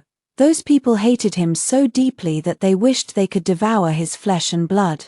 The father was surrounded and beaten, and at the critical moment, his proud son abandoned him and hid away by himself. After returning home, he became seriously ill. Even so, people came every day to curse, barging into the room to point at father's nose and spit in his face. Father had always valued his dignity the most throughout his life, never imagining that his later years would end up in such a state. He didn't even last half a year before passing away, perhaps until his death. He never knew that the reason the sage had exposed him was because, while touring the outskirts of the city, the sage had heard farmers whose fertile fields had been seized cursing him as Liu the pig and Su the dog. The officials personally appointed by the sage became worse than pigs and dogs in the eyes of the people. The sage issued a warning, and soon after, the residences of the Prime Minister and the Grand Tutor were investigated. My father once told me that reputation could take a person's life, but later he also said, as long as one's power is great enough, what does reputation even matter? In the end, father forgot what he had said. The most ironic part is that after he left, my mother's life actually improved. There was only the good-for-nothing Liu Huaiguang at home to worry about, and no mother-in-law above her to support who would insult her all day long, when she spent most of the money on herself. She realized that the money was actually sufficient, and managing the household wasn't as difficult as she had imagined. 2 more years passed, and Xianxia and I welcomed our first son, Zuna. When my mother found out, she sent some local specialties from Qingju as a token of her regards. Xiao Zongchu, now an uncle, adored the child immensely, scouring far and wide for unique trinkets to make into toys for him. In the following 5 years, the child was left with my mother-in-law by Xianxia, and he took me traveling all over the world. When passing through Qingju, my mother came from afar to see us. She saw the bright dress I was wearing, her fingers tightly clutching the apron at her waist. Hesitating to come forward, Xianxia wanted to give her money, but she refused it. Liu Huiguang, standing nearby, stared wide-eyed, almost wishing he could snatch it himself. Compared to before, he was still a good-for-nothing, just one who had gone from being a successful good-for-nothing to a down-and-out one. Liu Huiguang seemed desperate with poverty, but when he saw the guards from the 2 carriages behind me and Xianxia, he ultimately made no move. After returning to the capital, an old friend of Xianxia came to drink with him. During the gathering, the friend teased him, saying he was henpecked and that it was unbecoming. He insisted on giving him 2 beautiful concubines. I cast a cold glance at him, and Xianxia froze completely. As soon as I slammed my cup on the table, he immediately jumped up from his seat, exclaiming, "It's not me. I didn't do it. Every extra coin I have goes to my wife. How could I have money to find a beautiful concubine?" His friend, seeing that he was beyond saving, quickly downed a few drinks and fled.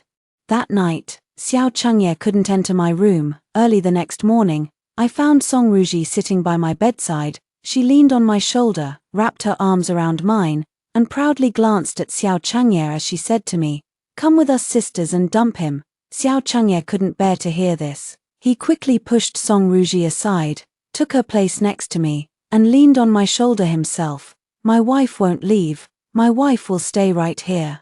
I still have a lifetime of treating you well ahead of me." I thought for a moment, then curled my lips slightly and said to him, "Then it depends on how you perform, my husband." The end.